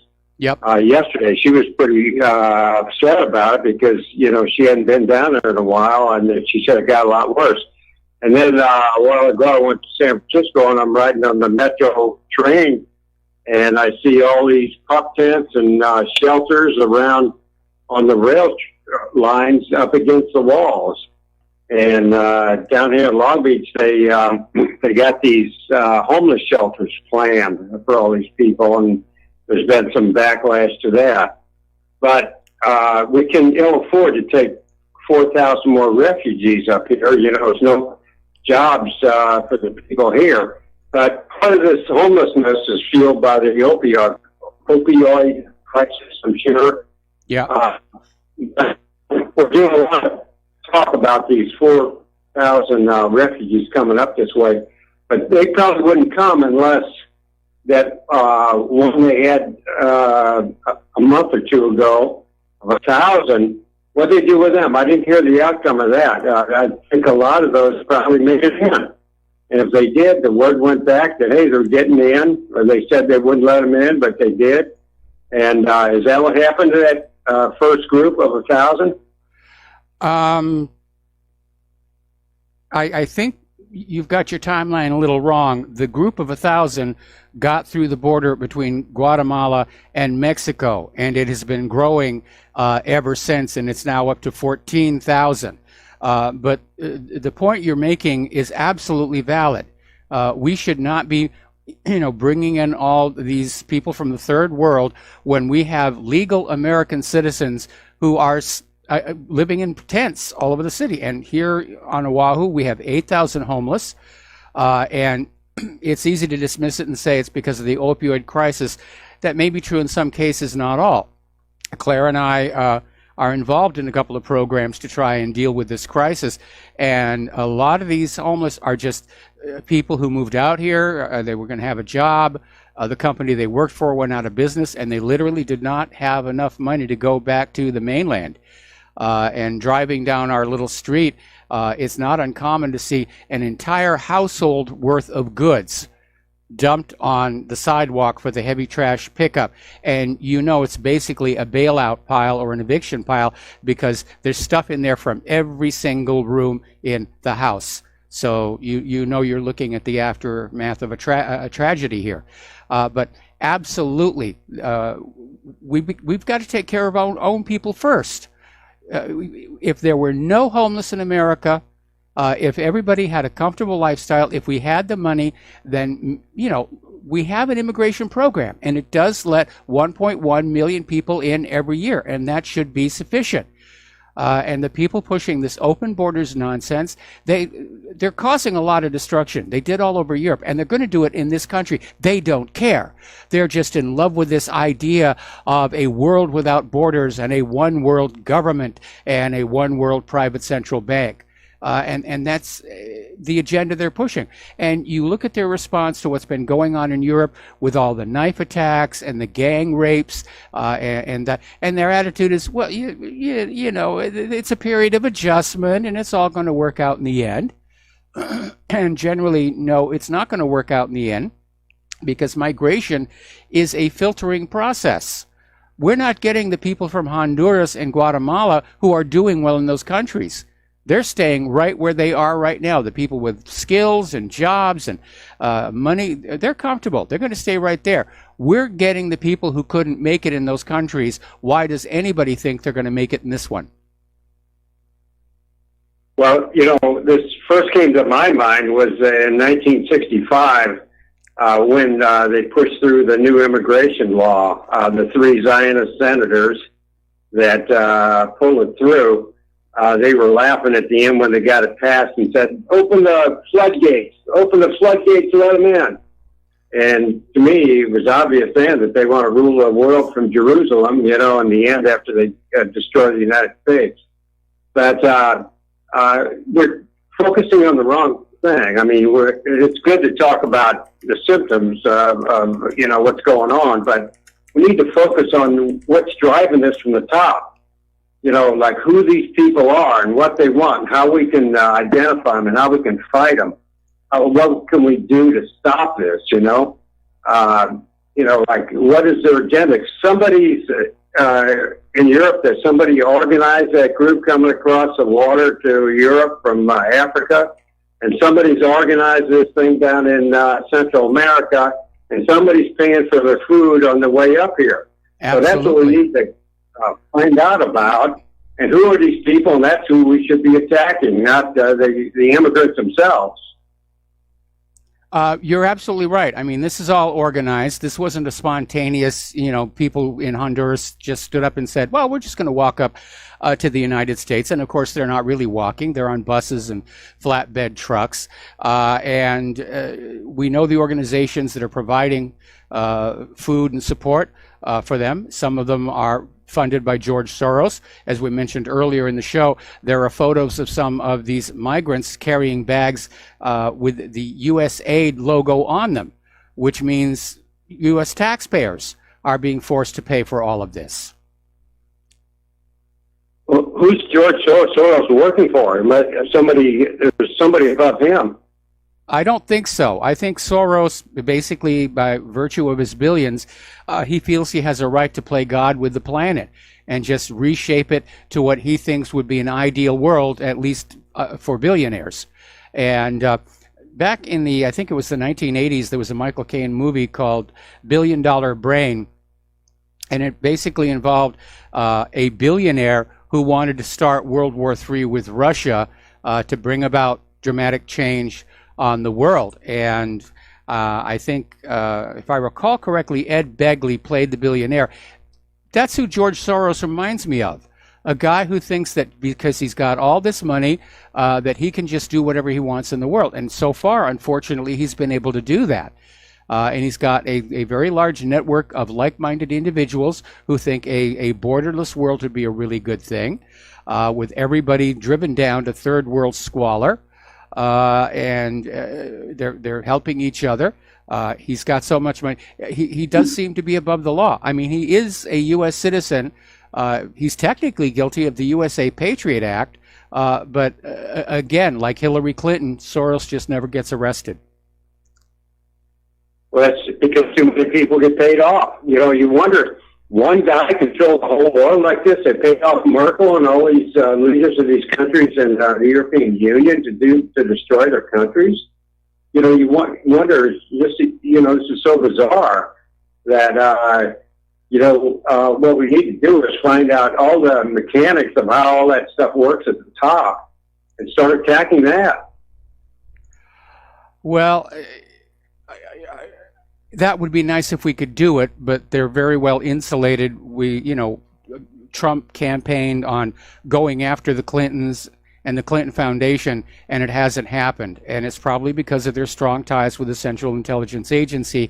And I have absolutely no doubt that Soros himself is also very well plugged in with CIA. And CIA holds itself as above the law and literally have a class of people considered untouchables. Going on back to the John F. Kennedy assassination, there was this guy was president of the International Mart. I'm blanking on his name right now. They couldn't touch him either because he was plugged in with the CIA. Okay, well, I'm sure that's going on, NSA too. And that was the thing about Kavanaugh, you pointed out that he was soft on the Fourth Amendment. And I think that Fourth Amendment is so important. It's just as important as the Second Amendment. If they can know what each one of us is doing, they can knock on our door at any time, and everybody's got a little mistake they made somewhere and pull you out of your house and throw you in jail. And I thought we were going to have a Supreme Court justice that said all this FICA stuff is illegal, and everything they're doing, the NSA is doing, is illegal. And we're going to prosecute these people who committed perjury at the top level, like the head of the NSA, and wipe all this stuff out and get back to a Fourth Amendment, because we lost it. But instead, we didn't lose it. It's still there. The problem is our federal government and our top politicians, they've gone outlaw. We're seeing that most obviously with the Democrats openly admitting they're getting illegal immigrants to vote for them. So they've gone outlaw, and that's the reality we're dealing with. And I can understand why a lot of people are saying, well, obviously there's no way to fix the country if the government itself is not playing by the rules. But I really don't think a violent revolution is going to do anybody any good in this country. I think we're just going to have to be patient and wait for a crash, which I think is definitely coming. Well, if that comes, we got to decide what we're going to do after that. No, we need to find out now. We have to have a plan going in now, but there's no way. It's not organized. There's no leadership. The same people could take over after the crash happens. Well, after the crash happens and we kick out the carpetbaggers, I presume there's going to be another constitutional convention, and all of the career politicians who wrecked this country will be locked out of it. And we'll form a constitutional convention of real, ordinary, working people like the very first one. Those were not professional politicians who set up this country. They were people who owned businesses. John Hancock sold insurance. Paul Revere was a silversmith. George Washington had a distillery on his plantation. They made their own money outside of government, and being in government was just a part-time thing. I think if we go back to that model, that we're going to have people who are going to seriously look at how to set this country up to really work for the people. And I've been working on a book on that subject. These days don't seem to get enough time to really do much more on it. But it's called The Blueprint for the New America, and I'm going to try and get it done by the end of the year to get it on out there, where I basically say, this is what we do when the dust settles. Anyway, Terry, I'm going to let you go here. We got a lot of callers waiting on the line here right now, and also got a lot of news to cover as well. So let's switch over to Fred in Iowa. Aloha, Fred. Thank you for waiting. What's on your mind? Oh, Mike, a lot. And I need some time to get it out there, my friend. Let's throw the rascals out. Now, Bill Clinton's mentor, Carol Quigley, at Georgetown University, revealed a fraud of the two-party system, which I'll read as follows.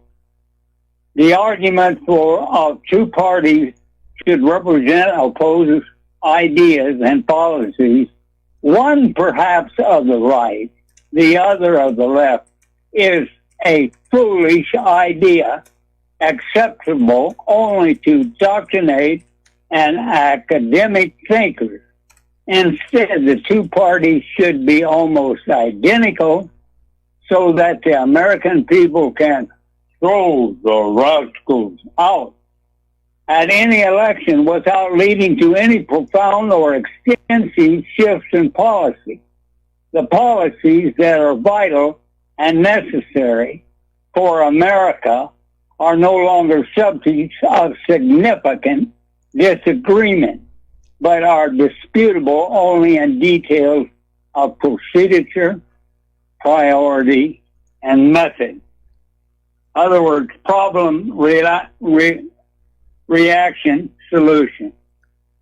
My God. Mike, have you ever considered the possibility that you are being played, that the American public is being played? We're being played constantly. Years, the whole point of the independent media is pointing out where we're being played. Now, right. You're rapping on the Democrats. I understand that. What have we got from Trump but rhetoric? Inflation is up, interest is up, the stock market's down. There's no fence built, which is asinine.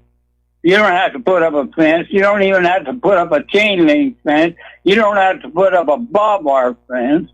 That's just incarcerate anybody that employs an illegal alien. Simple as that. Yep. Now, George Soros, and I got to watch my language, is Aiea. He's only one of the puppets, like our two-party system. Puppet A and Puppet B.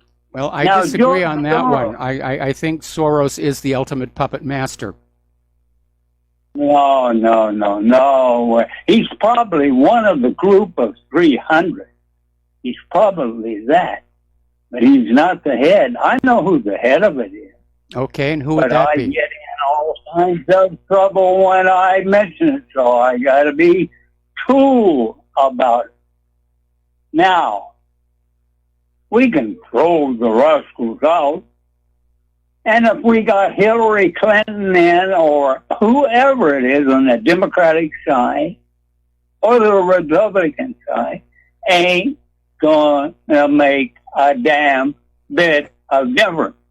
We're still with our foreign policy, slaughtering women and children, taking their natural resources and their oil. Well, if you're having a hard time getting a job, well, can't you just join the military and go over there and kill them women and children, and then you can come back and you can have your college paid for. Sure, well, I love America. Hallelujah. You get in there and you fight these bloody fights where you're killing all these women and children, and you're a patriot. That is insanity. That is stupid. And I thank you, my friend, for the time that you've given me. Goodbye. Well, goodbye, and thank you very much. And your timing is perfect because we have to take a break for commercials, and we'll be back with a few more calls, and then we're going to close the lines because I am way, way behind on the news that I need to report today. So we'll be right back. Aloha, America. Welcome back to the show, and I believe next up is Dan in Illinois, or did we already talk to him?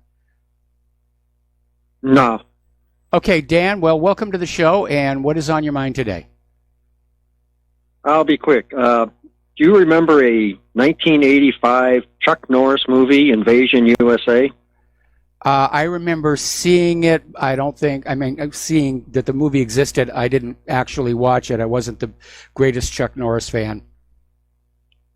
Well, this one makes sense for what's going on now. You had all these terrorists hit the shore, and they had all these vehicles waiting to disperse them to predetermined sites all over the country to perform their terrorist duties.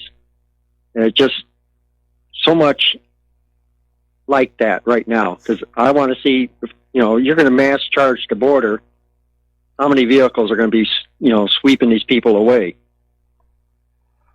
Well, like I said earlier, what I think is going to happen is that when these migrants overwhelm the National Guard and just pour on through the border, they're going to be met by buses that are going to take them up to voting districts that are just slightly red. And on the way up there, they're all going to be registered to vote and dropped off there in those districts to turn the districts blue. I think that's what's really going on behind all of this. And again, for whoever's monitoring this show on behalf of the Trump administration, if Trump wants to hang on to the Congress, he'd better stop that migrant horde at the border, because they're going to be turned into instant Democratic voters. Yeah, because it just, that's exactly what happened in the movie. They hit the shores of Florida, and they had the trucks waiting, and they just spread them all over the South, all over the place. And they, did their blowing up of stuff and stuff like that. It's actually a good movie. Everybody looked at it as a Chuck Norris shoot-up. But actually, if you watch it and see how these people do things, there's one line in there where the head terrorist wants to go after Chuck Norris, and the second in command says they will not stand for that. So they had their marching orders to come into here. It makes a lot of sense. Well, we do know that there are likely ISIS terrorists in this group. This is coming from the president of Guatemala himself. I'm sure that they're not coming to this country, to go shopping and go to church on Sunday. They're going to behave like ISIS.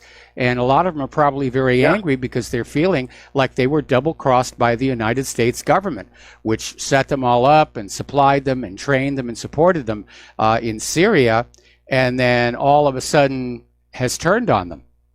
So it's an ugly situation. Yeah. And one more thing, that caller from California. Yep. He's dead on. I drove over the road during the 90s. Yep. And I was in California, LA on a regular basis, a couple times a month, if not more. I never seen tent cities. It had its skid row, always did, in bad areas, but you did not see tents all along the highways. Yeah, I know. It's bad everywhere. Anyway, listen, I got to let you go. We got to do a break for station identification. We'll be back with a few more phone calls and then back to the news after these few words. Aloha, America. Welcome back to the show here. And we're going to go to Tony in Puerto Rico. Aloha, Tony. Welcome to the show. What's on your mind? Yeah, aloha, Mike. I want to make my comment real quick. Tracy Gabbard. I think she should wait till Hillary retires. I would hate to see Tracy in Fort Marcy Park, Tulsi. if you know what I mean. Tulsi. I'm sorry. Yeah. Fort Marcy Park, if you know what I mean.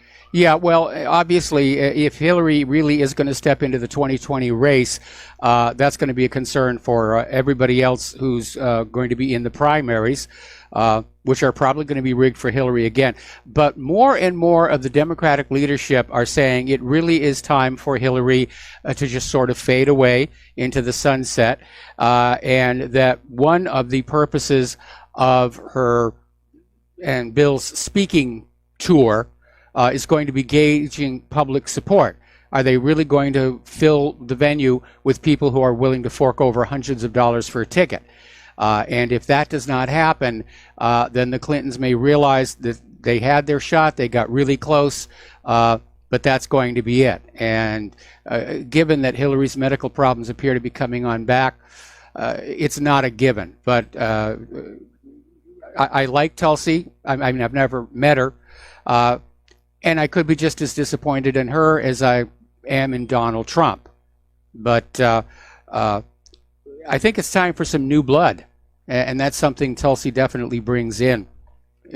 We've got this old guard that's hung on to power for year after year after year. And the longer they're there, the more corrupt they become. And it really is bad for the country.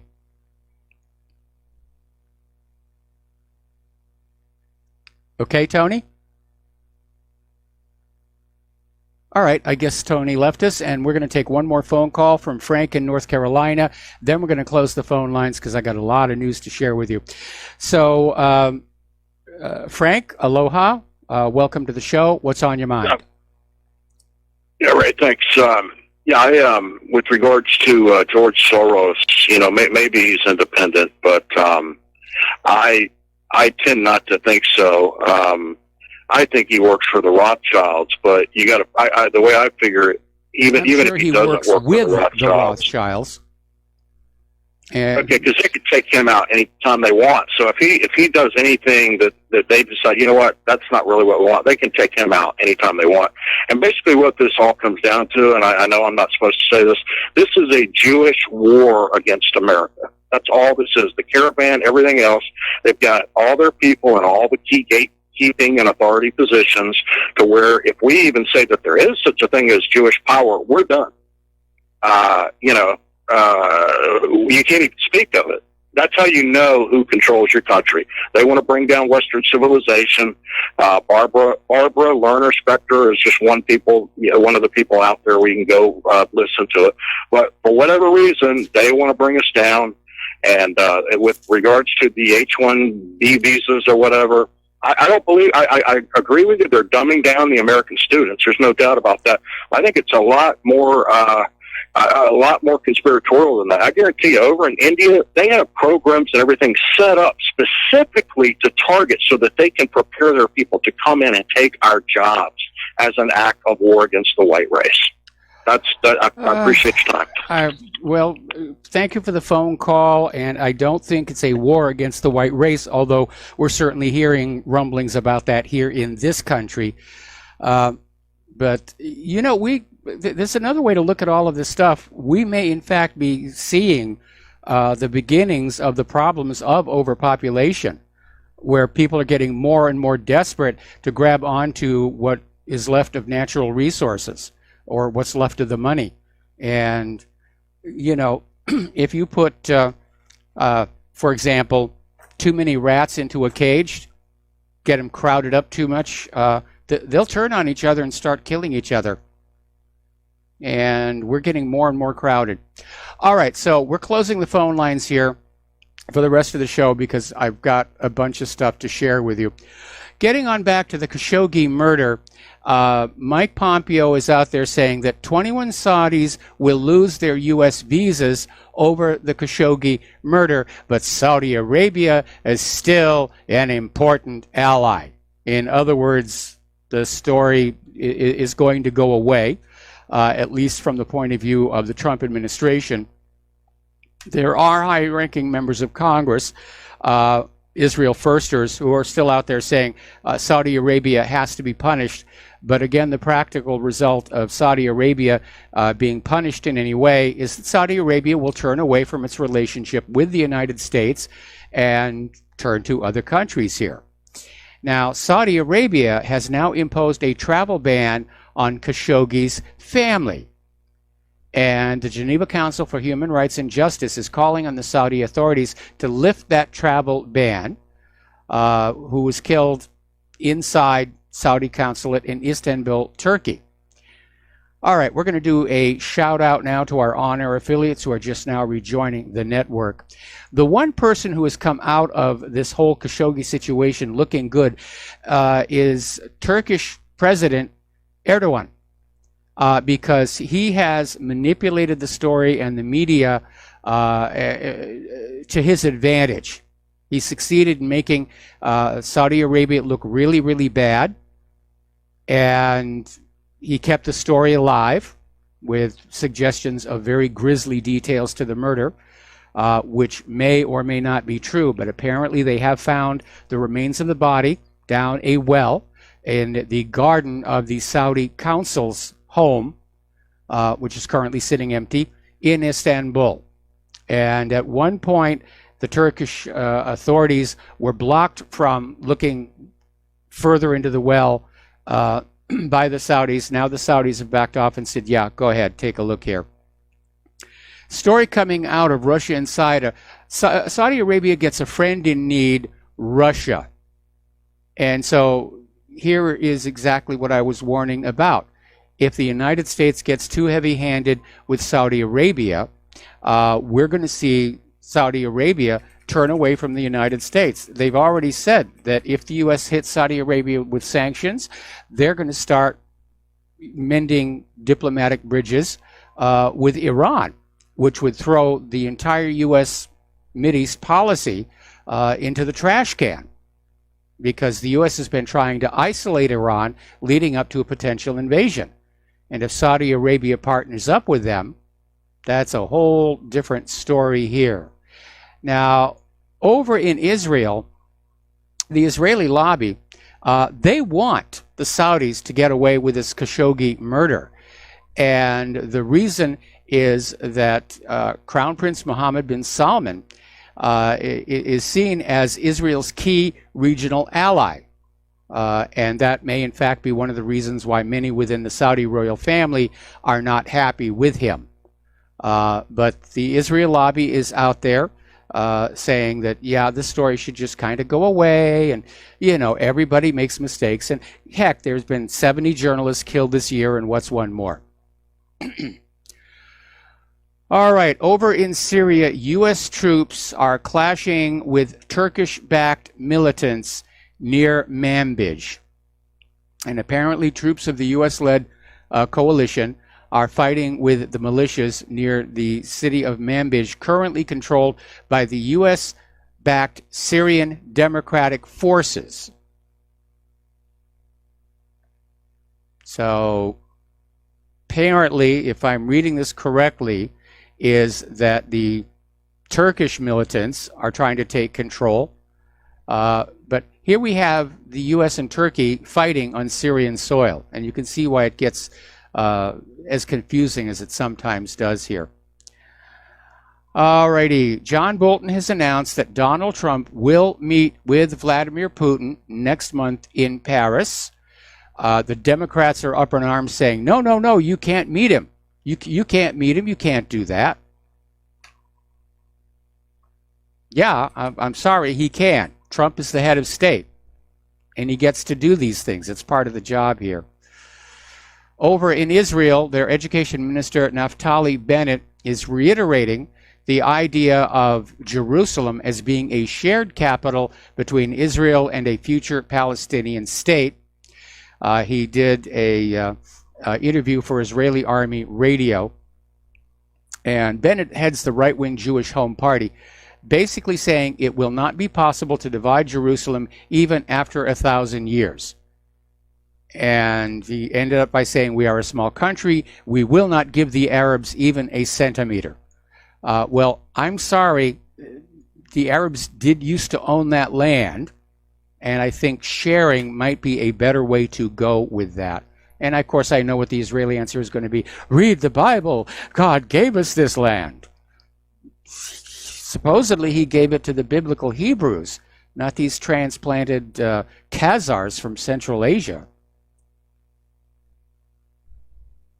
Anyway, Israel has decided to deduct the cost of Palestinian prisoner treatment from the Palestinian administration taxes.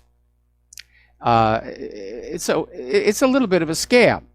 Israel is arresting Palestinians very often without charge, without trial. They throw them in jail, and now they're going to turn around and say that the Palestinian Authority has to pay for the costs. Cute little moneymaker there. Meanwhile, Jared Kushner is still trying to sell Trump's great peace plan, even though the exact details have not come on out.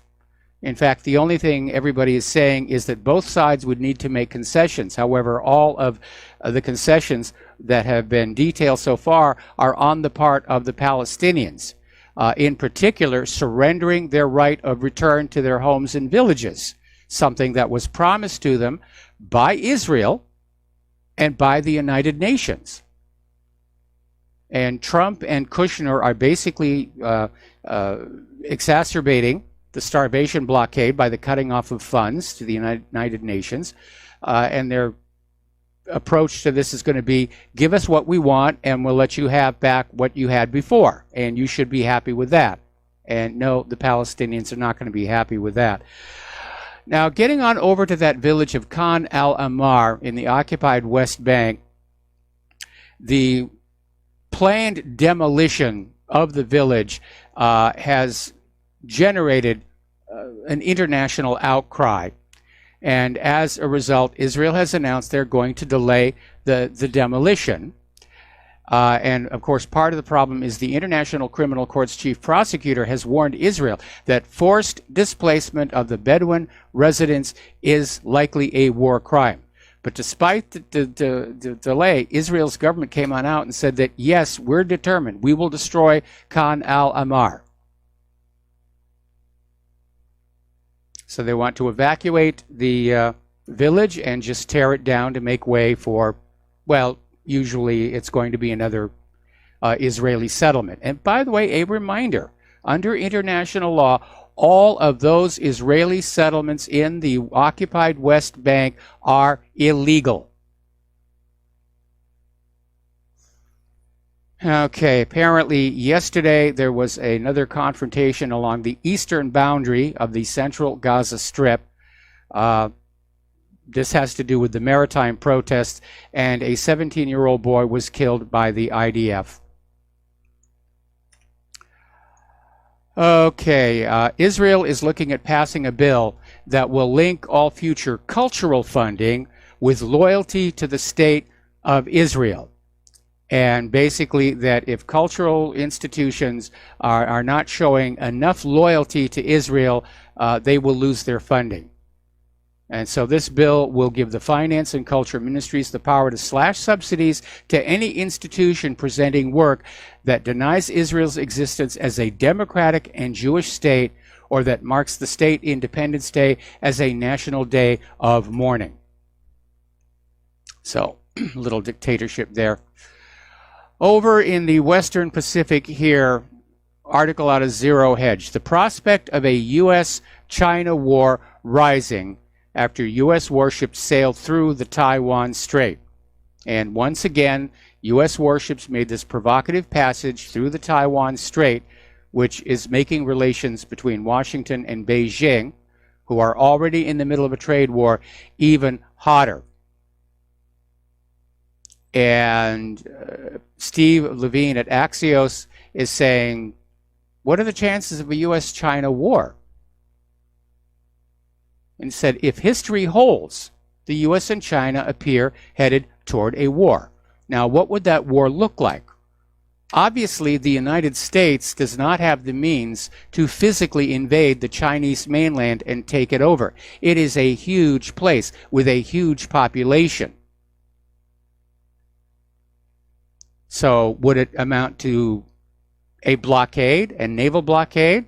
Well, China's still hooked up with Russia and other countries to the east. Are they talking about just a bombing campaign or missile attack at which China would definitely respond, which is making people on Guam and even here in Hawaii a little bit nervous?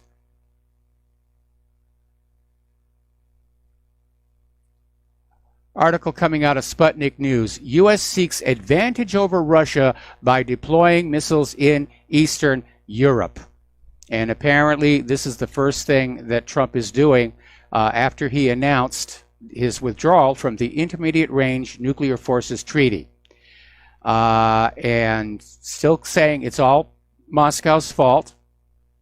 But putting missiles in Eastern Europe is a provocation, because that's what led to the Cuban Missile Crisis. Now, unfortunately, when schools talk about the Cuban Missile Crisis, they tend to make it sound like the Soviet Union, just for no reason at all, decided to come over to Cuba and plop these missiles down within 90 miles of the southern tip of Florida. And that's not exactly what happened. The United States was deploying nuclear missiles in Turkey, aimed at Russia, aimed at the Soviet Union. And the Soviet Union wanted to basically achieve parity, saying, if you launch your Turkish nuclear missiles, we will launch the ones we have in Cuba.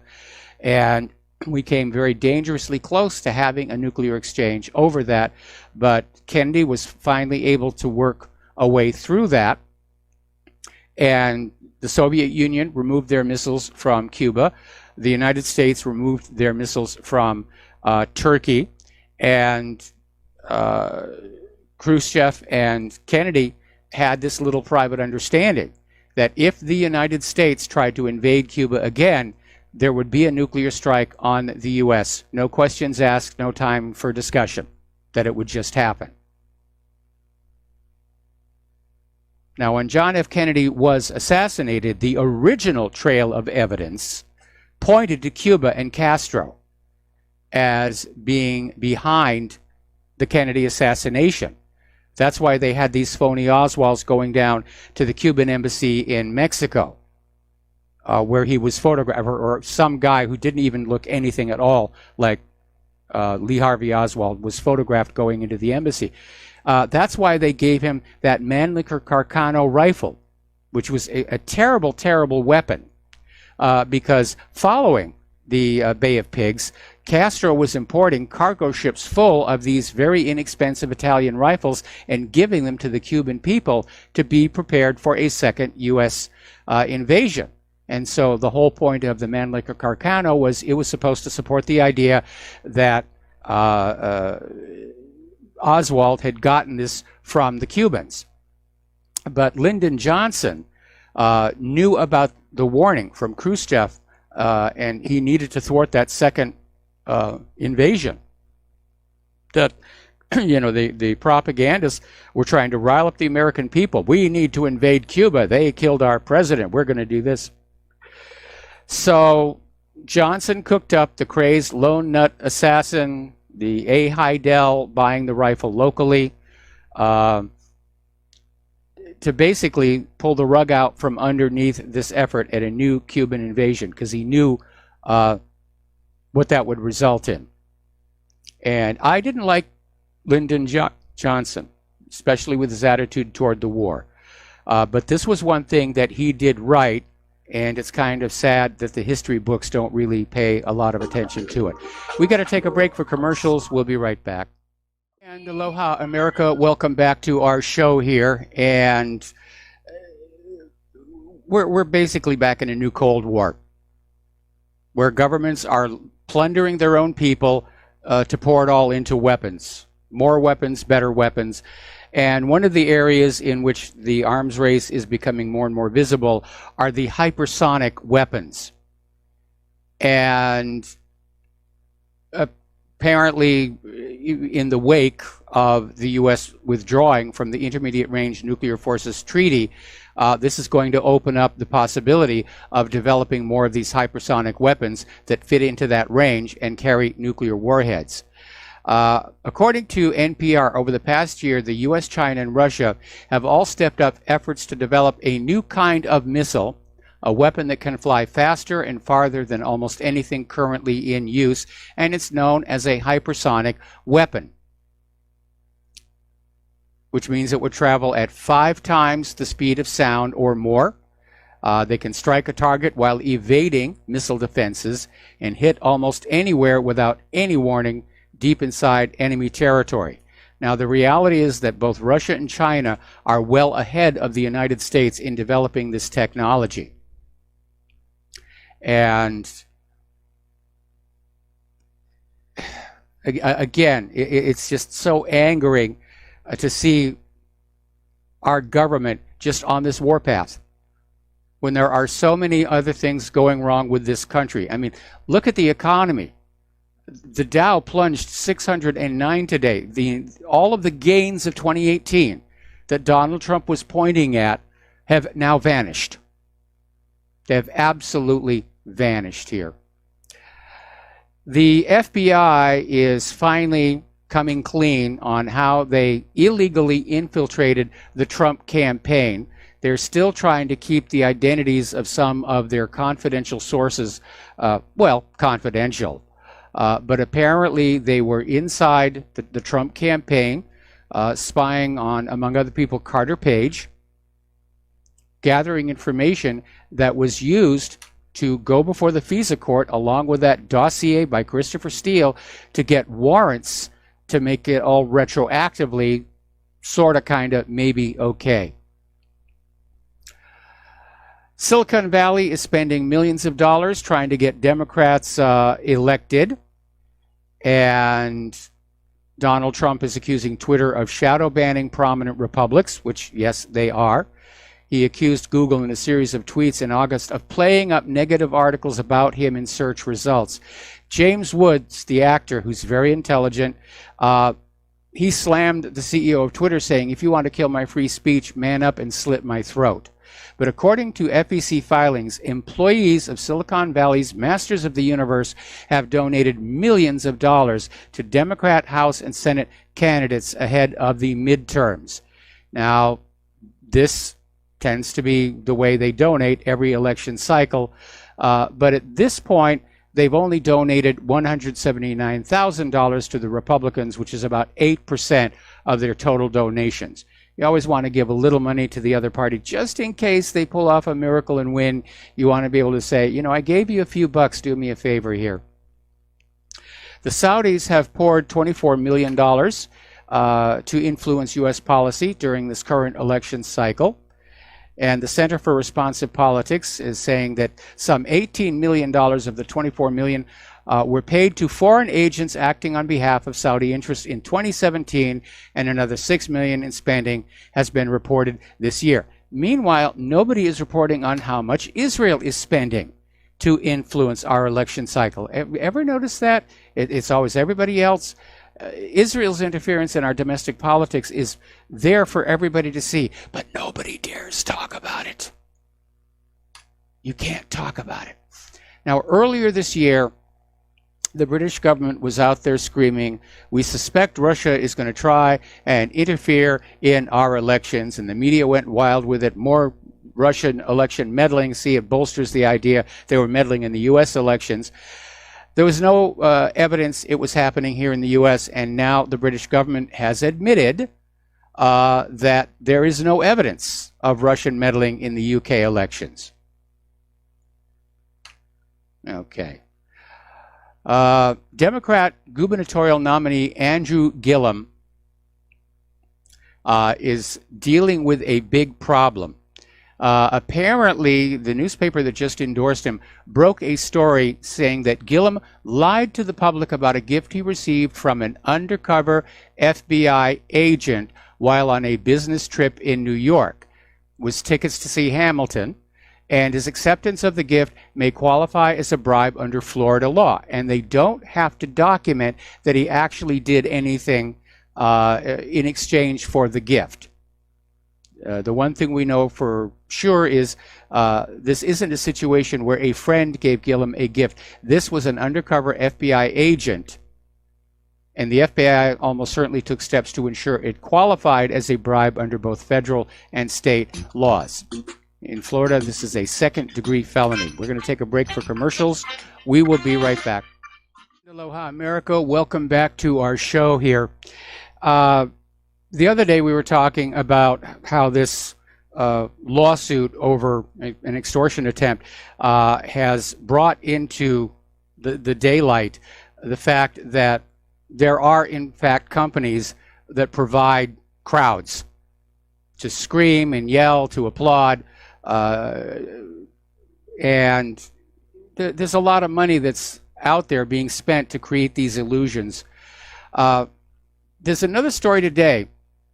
There's a new video out from American Association of Evangelicals, and it details how George Soros, through his many funding ventures, has been busy infiltrating the Christian base in America in order to divide them and basically split the religious vote within the Republican Party. Now, apparently, over at a group called Sojourners, there was this guy, Jim Wallace, publicly denying he was a recipient of Soros funding.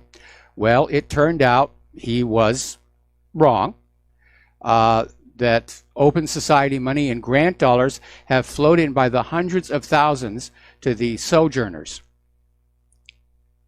And they're basically trying to find ways, these groups are going around to various churches trying to split the religious vote. Okay. All right, let's talk about the economic news here. And again, as I've already mentioned, the Dow dropped 609 today, and I'm expecting it'll be worse tomorrow. I can smell the panic starting to gather. And as of right now, all of the stock market gains for all of this year have now been wiped out. Trump is out there trying to put the blame on the Federal Reserve and the Fed Chairman Jerome Powell, basically saying that every time we do something great, he raises interest rates. And there's no question that increasing the interest rates is going to have a negative impact on the stock market because of the way the market is being manipulated.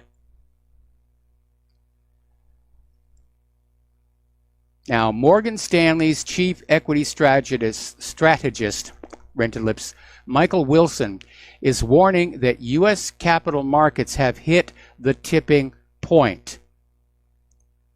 And that does not sound very good. We keep hearing from all over these experts saying, yeah, it's going to happen. We don't know exactly when it's going to happen, but it might be upon us. And obviously, if the economy were to tank between now and the midterms, the Democrats would seize on it and say, see, Obama started an economic recovery and Donald Trump has absolutely destroyed it.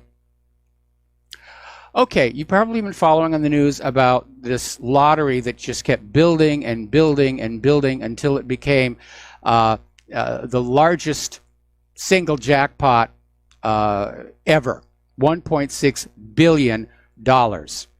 And apparently one winning lottery ticket has been sold in the U.S. based on the drawing that they had last night. So somebody out there is holding a lottery ticket for $1.6 billion. Of course, it doesn't matter who gets the ticket. The government's a big winner because they come in and scoop up a big chunk of that.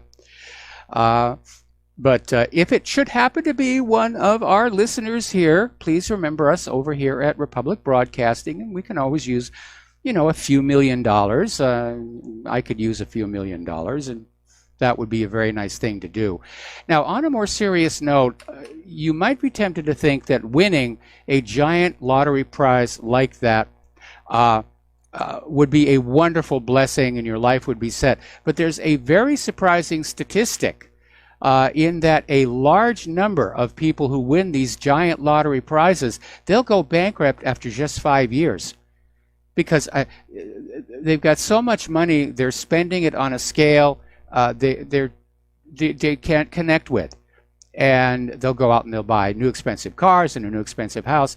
And without thinking about investing it or banking it, they can get overcommitted, not to mention taken advantage of, and get into trouble. Mohammed El Arian, who's Aldian's chief economic advisor, was on CNBC's Squawk on the Street, and was out there saying the global economy is slowing and it's becoming more divergent, and investors should approach markets that can no longer count on constant support from the central banks.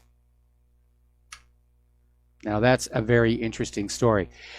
The US dollar is weakening, and that is setting silver prices for a breakout, to be followed by gold and palladium prices, although palladium's already up because most palladium comes from Russia, and right now there is a supply crunch. Cryptocurrency giants Coinbase and Circle are forming a joint venture to boost adoption of a dollar-backed digital coin system. And the joint venture is known as the Center Consortium, and they say they want to speed up adoption of cryptocurrencies backed by actual government currencies like the US dollar. Personally, I would have picked a different government currency, but that's where we are on this. Alrighty. Despite all the stuff about Khashoggi, the Saudi Economic Summit, the Davos in the Desert, was apparently a huge success. Crown Prince Mohammed bin Salman was all smiles. Saudis signed some $50 billion in deals. And apparently it worked out very, very well, despite the threat of sanctions and tariffs and so forth and so on here. Over at a weapons show in Paris, France, President Macron is saying that any questions about arms sales to Saudis are off the topic. They're not going to be talked about. Meaning, yeah, Khashoggi is dead, but money is money, and we're going to be selling our weapons to whoever we want. India is starting to offload more U.S. treasuries to boost their national currency, and they are also buying gold. And right now here in the United States of America, gold is actually leaving our country. There's a net outflow of gold, and other countries are definitely buying it up. India, gold is very popular at the consumer level. So, alrighty, apparently North Korea bought at least $640 million in luxury goods from China in 2017 in defiance of UN sanctions. And apparently the UN sanctions were outlawing such trade over the nuclear and missile programs. And yeah, you sanction too many people, it stops being seen as anything really meaningful. It really does. Okay. All right. Apparently, the United Nations is saying that over 45,000 migrants reached Spain this year. And that is more this year than it did in the previous 3 years combined. So it's not just our southern border that's under assault. So is Europe. And apparently, these migrants entered Spain through the western Mediterranean route. And they account for almost half of the more than 94,000 migrants who have entered Europe by sea from North Africa. This is all being organized. This is all the globalist New World Order trying to blur us all together, taking all the different ethnic groups and putting us in a giant blender and hitting frappe and figuring we're all going to come out, hug each other, and sing Kumbaya. Of course, as we can tell in Europe, it has not been working. It's causing a huge amount of problems. Apparently, Germany is now very upset because the EU is saying that Germany is going to have to make up the EU's budget shortfall after Great Britain leaves. And they picked on Germany because Germany's economy is one of the very few in the EU that is still working. All the other EU countries are in serious trouble. They're in serious debt. And it basically will mean that Germany's annual contribution to Brussels will be 40 billion pounds sterling, or the equivalent thereof. France has now issued a warning that if Great Britain goes ahead with a no-deal Brexit and fails to pay the £39 billion divorce bill demanded by Brussels, that France will shut their end of the Channel Tunnel in Calais. Just close the gates and lock it all up. And of course, that would cause tremendous, tremendous difficulty for Great Britain. So it's getting ugly over there. We were talking before about Common Core. And as you know, a big part of the Common Core program was the ACT test, which was supposed to be this standardized test that was given to all American students. And apparently the ACT scores for the class of 2018 are the worst reported in decades. Math scores especially are in free fall among ACT-tested U.S. high school graduates, hitting their lowest mark in 14 years. And this was calculated from test scores in all 50 states and the District of Columbia. And the percentage of ACT-tested graduates who met or surpassed the ACT College Readiness benchmark in math fell to the lowest level since 2004. Now, this is a red flag for our country when you look at the importance of math and science skills in the increasingly tech-driven U.S. and global job market. But it's not just the math scores that have parents and educators concerned. Scores in other subjects are also falling. Now, what is going on there? Is it because the schools are having to spend more and more time dealing with multiculturalism and less time teaching? That's one possible explanation. Is it because the kids are looking at the economic realities of this country and thinking, why should I even bother? Or are too many of these kids now on these medications for attention deficit hyperactivity disorder, which is a made-up disease to sell medication? But something is definitely going on here. Twitter has now banned more InfoWars accounts, but for some reason, Louis Farrakhan, he's still allowed to tweet out what he tweets out, which is considered offensive by a lot of people here. And Twitter is now removing accounts that retweet InfoWars material, just shutting them all down.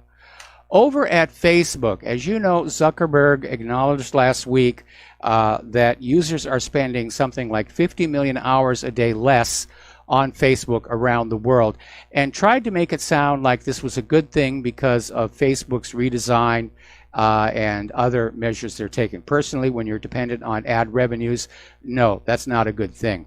But Facebook is having a rough year, no question about it. They've had all these scandals involving data security, user privacy, and the spread of misinformation. The company's stock lost nearly 1/4 of its value in July when it announced its second quarter earnings and warned of a revenue slowdown. It's down more than 10% on the year. The other problem is that a lot of top executives are leaving the company. Jan Koum, who was the co-founder of WhatsApp, he announced he was leaving in April.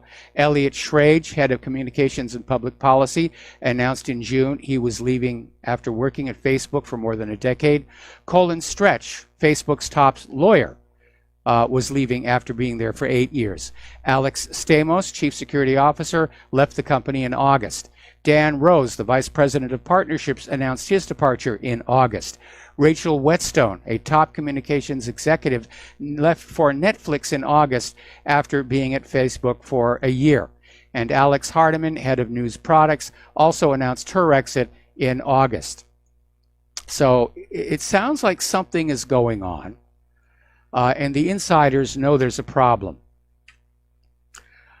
Now, as we look for alternative social media sites, and we look for a replacement for YouTube, which is not only keeping view counts down, we've caught them doing it on Claire's videos. Now they've actually been caught re-editing comments to make them politically acceptable. And one of the alternatives to YouTube was called real.video. And apparently they got sued by somebody who claims they're infringing on their trademark. And rather than spend $500,000 in legal bills over the next 5 years trying to defend their name, they have come up with a new name. And it's called Brighteon.com. And it's always a good idea to have a made-up word as your name, because then you're less likely to accidentally step on somebody else's trademark. But it's Brighteon.com, Brighteon.com. And so they're going to avoid the legal costs and focus on building up their platform. Over in China, Lu Wei, who was once the gatekeeper of the entire internet for all of China, pled guilty last Friday to abuse of power and accepting what amounted to US $4.6 million in bribes over the span of his 15-year career. And Lu Wei made a statement to the court, admitted guilt, expressed his regret. But again, that's going to be a problem with the gatekeepers. They're going to be under tremendous pressure to block certain things, like conservatives. They'll be under pressure to let certain things through, even if they violate the terms of service. Over at Yahoo, they have agreed to pay $50 million US in damages and provide 2 years of free credit monitoring services to 200 million people whose email addresses and other personal information were stolen as part of the biggest security breach in history. So they're going to settle on that one. All right, we're going to take a commercial break. Back with the last segment of today's program after these few words. And aloha, America. Welcome back to our show here, last segment of our program today. And I want to back on up to this very obvious, desperate, pathetic public relations stunt with these phony bombs. And by the way, it should be remembered that Mike Adams and Alex Jones did predict something like this was going to happen to try and shift the election back toward the Democrats. Apparently now Hollywood has gotten in on this idea of blaming the bombs on Donald Trump, saying that Make America Great Again has radicalized more domestic terrorists than ISIS. And so you had people like Rob Reiner coming in saying Donald Trump tells his cult followers protesters are paid for by Soros, Hillary Clinton should be locked up, John Brennan should lose his clearance, CNN is the enemy of the people, and blames Obama for everything. Their lives were all threatened. You do the math. Get out there and vote, which right there tells you that's what this is all about, trying to motivate the Democratic base. But again, this is all a gigantic hoax, and it is so obvious, I think probably even the most die-hard Democrat is going to look at this and say, this is insulting that they're trying to do this. Now, to basically do a rundown, based on the photo of the so-called bomb that was sent to CNN, and by the way, that was leaked out. The police did not release that. It's obvious the bomb is a fake. It's a prop, and a poorly done one. For one thing, there's no battery on it, which you have to set off the blasting cap detonator. The battery that's inside that digital clock doesn't have the amperage to do that. Whoever put that digital clock on there and threw a battery in it forgot to even take off that little clear plastic with the phony numbers that they put as part of the packaging display. If you look closely at that photo, you can see there's two overlapping sets of numbers. They run the wires to both ends of the pipe. That's not how bombs are made. It's two wires twisted together to one end of the bomb where supposedly the blasting cap is located. And who's going to mail a bomb with a time delay on it? Because somebody can go to the mailbox, open up the package and say, oh my goodness, it's a bomb. It's going to explode in 6 hours. So they get to walk away, they get to call the authorities, which is exactly what was supposed to happen. None of these bombs actually detonated. They weren't supposed to. They're there for visual effects. They're set dressing on all of this nonsense. And who mails packages? Who mails bombs to people who don't open their own mail? This is fake from top to bottom. There are so many things wrong with this. If I had a prop master working on a film for me and I said, make a realistic looking bomb, I would fire them over this. It's that bad. It's high school quality work. And again, they're trying to pump this as hard as they can, but so far from the email I'm receiving, nobody's buying this. And if the Democrats aren't buying it, this may actually backflash, and Democrats are going to stay home saying, I'm tired of being treated like I'm an idiot by the party leadership. I'm just going to stay home tonight. All right, there's the music. Time for me to get on out of here. Please stay tuned for John Stedmiller. He's got lots of interesting things to share with you, I am certain. Please take what you are learning here and share it with everyone that you know, especially the fact that these bombs are very obvious fakes. And please donate to RBN, donate to What Really Happened. We'll be back tomorrow, and aloha, America.